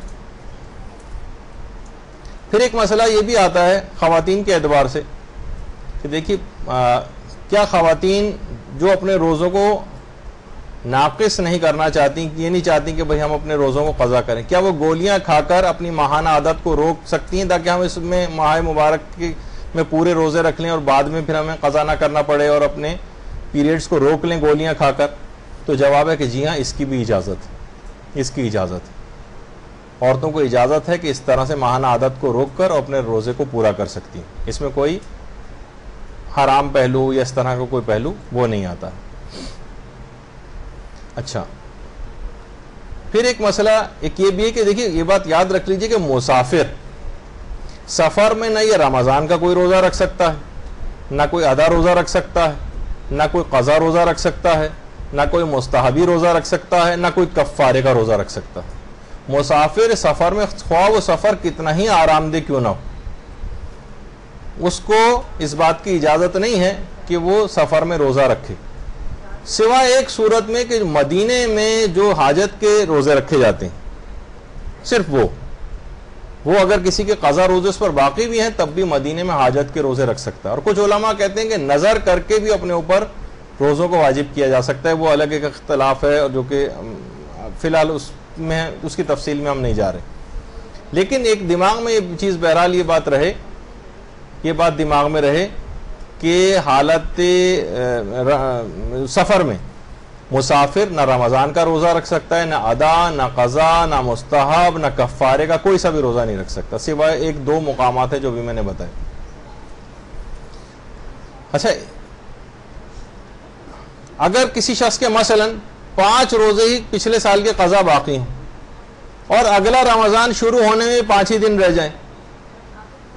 تو کیا اس کو سفر کرنے کی اجازت ہے؟ کیا کچھ بات چیت ہونے لگی ہے میں خیال ہے.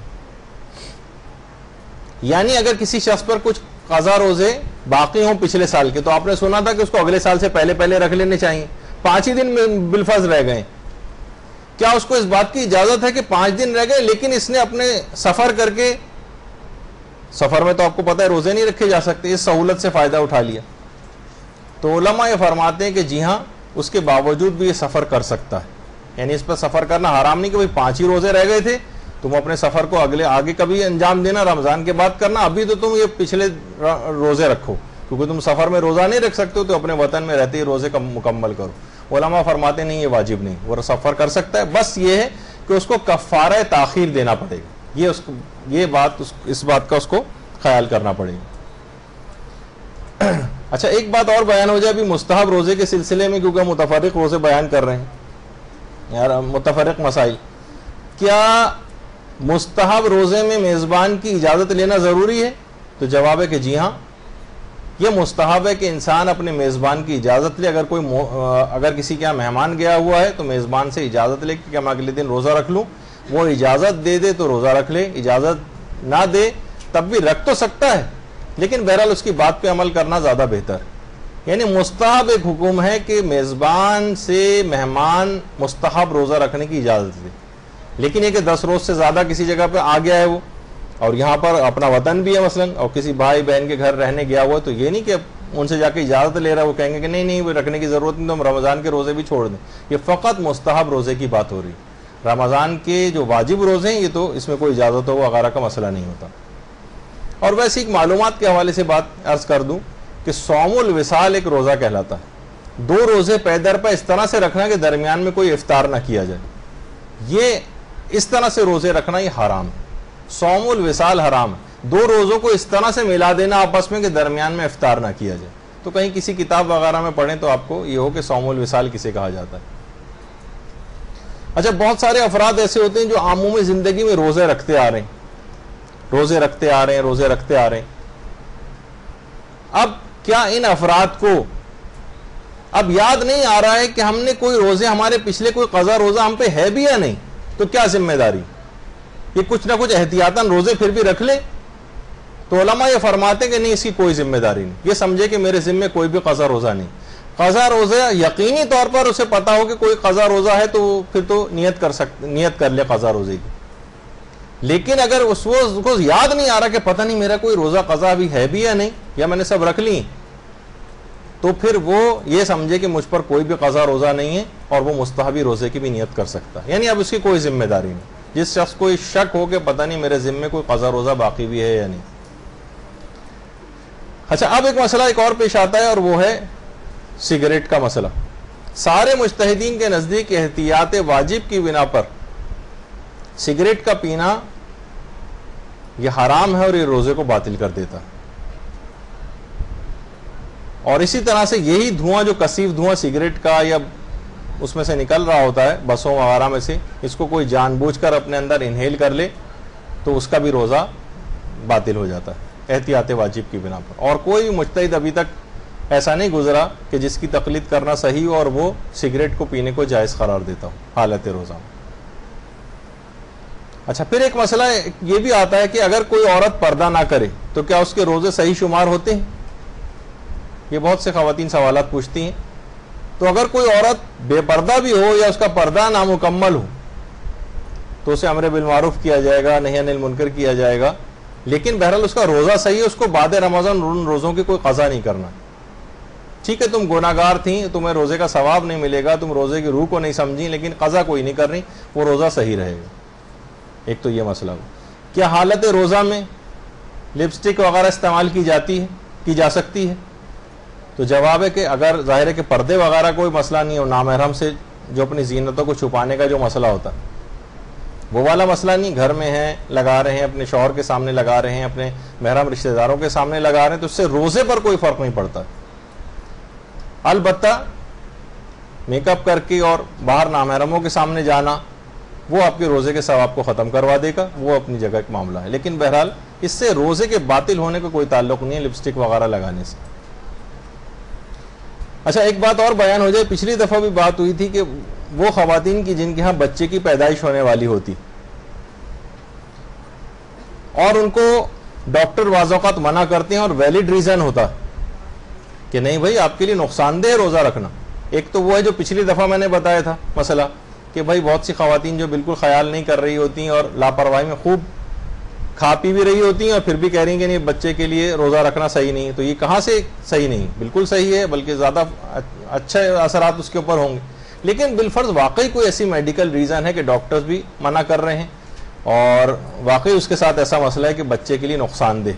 تو ایسی عورت, حاملہ عورت کو اس روزے کی قضا بھی کرنا ہے اور اس کو فی روزہ فدیہ بھی دینا پڑے گا. فدیہ بھی دینا ہے, یعنی دونوں چیزیں اس کو کرنا پڑیں گی. اور اس کو اگلے, اور یہ رمضان کے فوراً بعد بھی دے سکتی, اس کو بھی اس بات کی اجازت. جو غلطی میں نے کہا تھا نا فدیے کے سلسلے میں بہت زیادہ ہو رہی ہے, وہ جو میں بتا کے ہی نہیں دے رہا ہوں آپ کو کہ کیا غلطی ہو رہی ہے, کیونکہ وہ الگ اس موضوع پر ایک گفتگو آئے گی. لیکن یہاں اس کی ایک ایکسیپشن ہے. بہت زیادہ بوڑھے افراد میں تھی کہ ان کو فوراً بعد رمضان دے سکتے ہیں وہ, اسی طرح سے حاملہ عورتیں بھی فوراً بعد رمضان وہ فدیہ نکال سکتی ہیں. قضا کرنی ہے اور فدیہ الگ سے دینا. یا اسی طریقے سے البتہ کفارہ وغیرہ کوئی نہیں, صرف قضا جو ہے وہ انجام دینا. ہاں, اس کے بعد جو بچوں کو دودھ پلاتی ہیں اور اس کی وجہ سے واقعی سیریس معاملہ ایسا ہے کہ بچے کو جو ہے فیڈ صحیح طور پر نہیں کرا سکیں گی, اس کی خوراک بچے کی کم ہو جائے گی, اور اس کے علاوہ کوئی اور طریقہ بھی نہ ہو. باقاعدہ آقا سیستانی نے تو اپنی توضیح المسائل میں لفظ فیڈر بھی استعمال کیا کہ بچے کو اگر فیڈر پلا کے اس کی کمی پوری کی جا سکتی ہے غذا کی, تب بھی اس عورت کو روزہ رکھنا پڑے گا.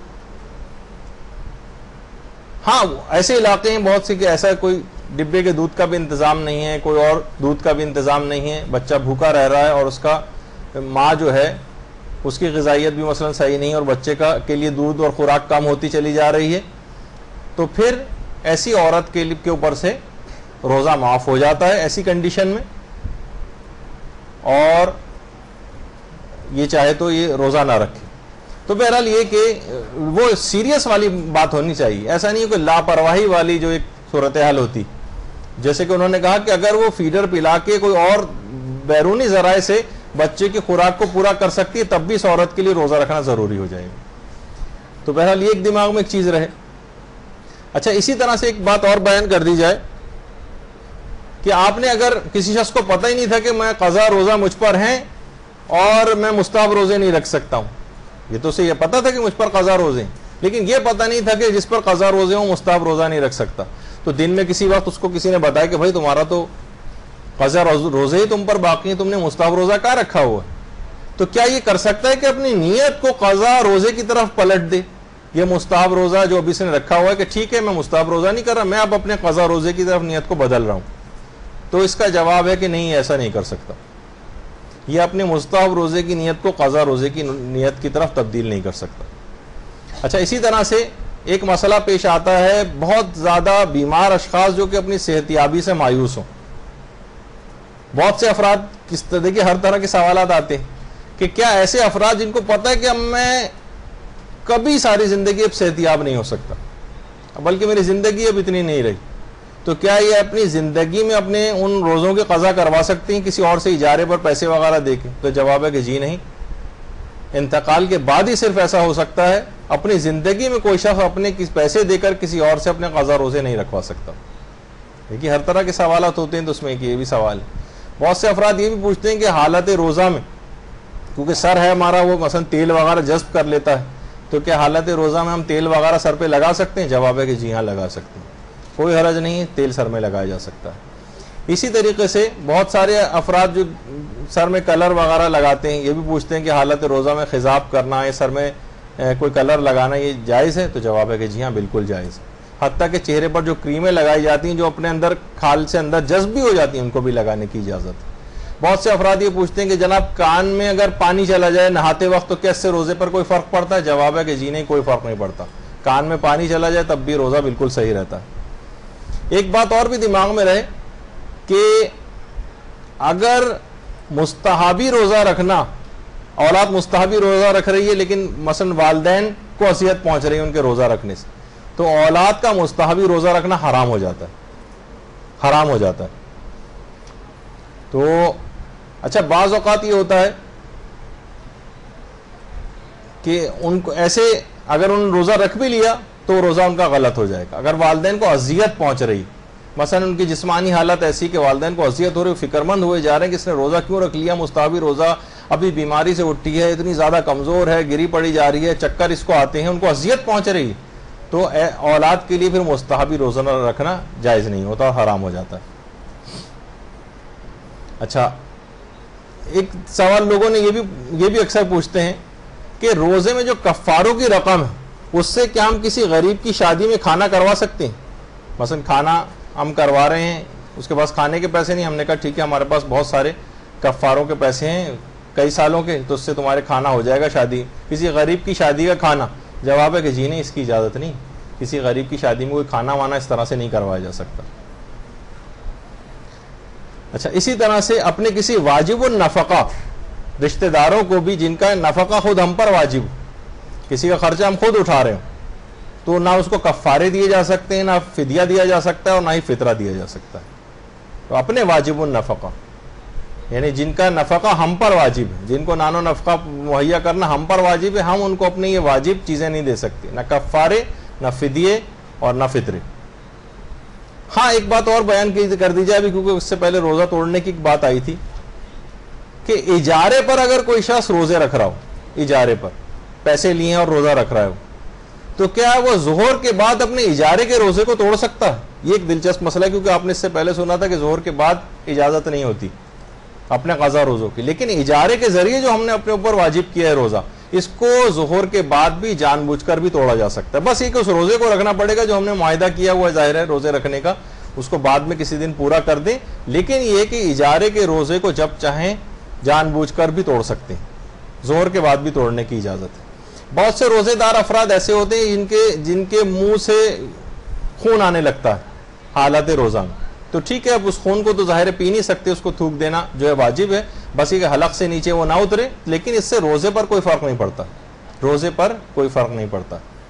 اور بہت سارے افراد ایسے ہیں کہ وہ جب ٹوتھ برش کرتے ہیں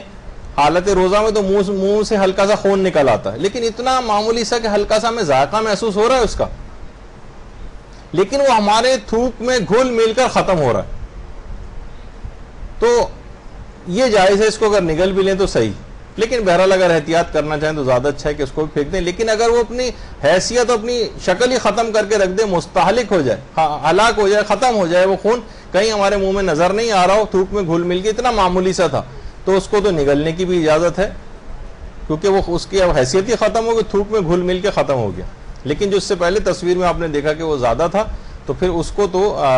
تھوکنا ہی واجب ہوگا اور اس کو نگلنے کی اجازت نہیں ملے گی.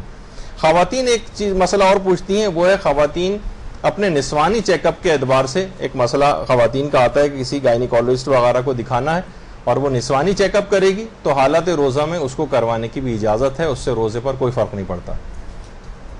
اچھا, اسی طریقے سے ایک سوال یہ بھی پوچھا جاتا ہے کہ کوئی خاتون بیمار ہے مثلا اور وہ روزہ نہیں رکھ سکتی, اور بعض اوقات اس کی بیماری اگلے سال تک طول کھینچ جاتی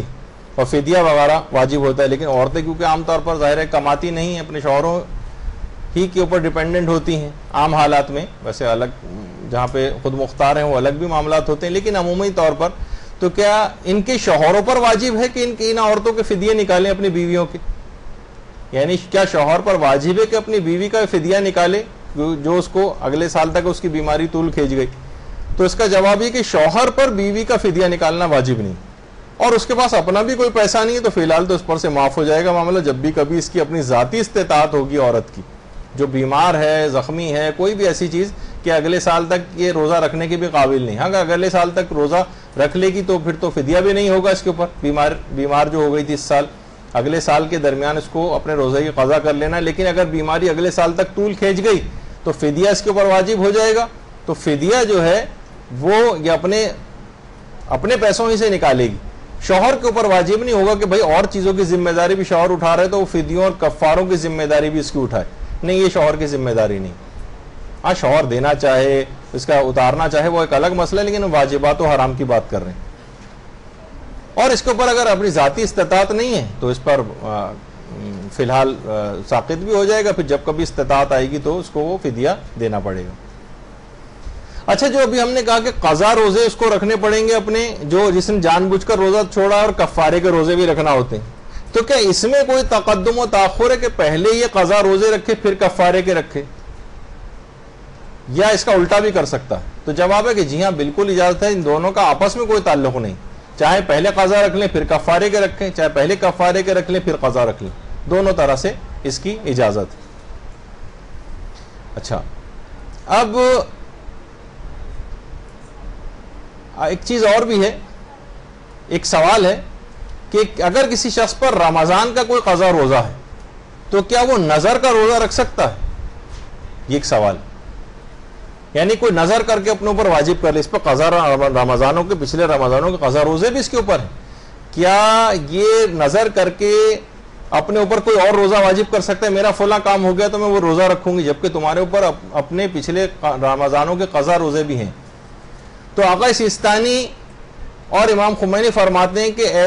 ایسے شخص کو نظر نہیں کرنی چاہیے روزے کی, جس پر اپنے قضا رمضان کے روزے موجود ہوں, اس کو نظر نہیں کرنی چاہیے نظر کر کے اپنے اوپر روزہ واجب کرنے کی. البتہ جو اور مراجع ہیں جیسے آیت اللہ وحید خراسانی آج کل وہ اجازت اس کی دیتے ہیں. اچھا, کوئی عورت,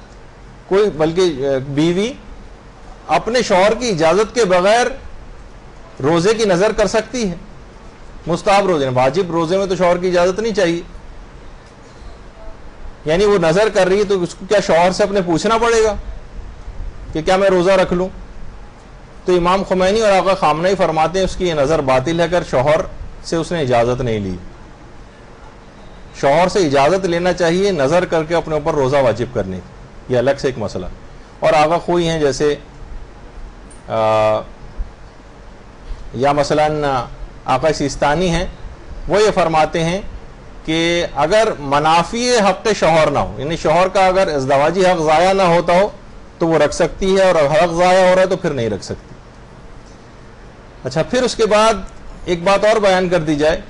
کہ دیکھیے، کیونکہ ہم آج متفرق بہت سارے چھوٹے چھوٹے الگ الگ مسئلے، اگلی دفعہ ذرا ترتیب کے ساتھ مسئلے آئیں گے، کیونکہ فدیے کے مسئلے آئیں گے، کفارے کے مسئلے آئیں گے، اور بہت سارے مسئلے اس طرح کے آئیں گے، فطرے کے مسئلے آئیں گے۔ یہ کوڑا کیوں دکھایا جا رہا ہے آپ کو؟ وہ اس وجہ سے کہ روزہ عمدن روزہ چھوڑنے کی سزا میں حکومت اسلامی میں تعزیر، اس کے اوپر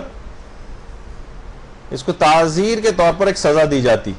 یعنی اپنے جو شخص روزے اب تک نہیں رکھ رہا، جان بوجھ کر روزہ چھوڑ رہا ہے، اور حاکم شرع کو پتہ چل جائے کہ یہ روزہ چھوڑ رہا ہے،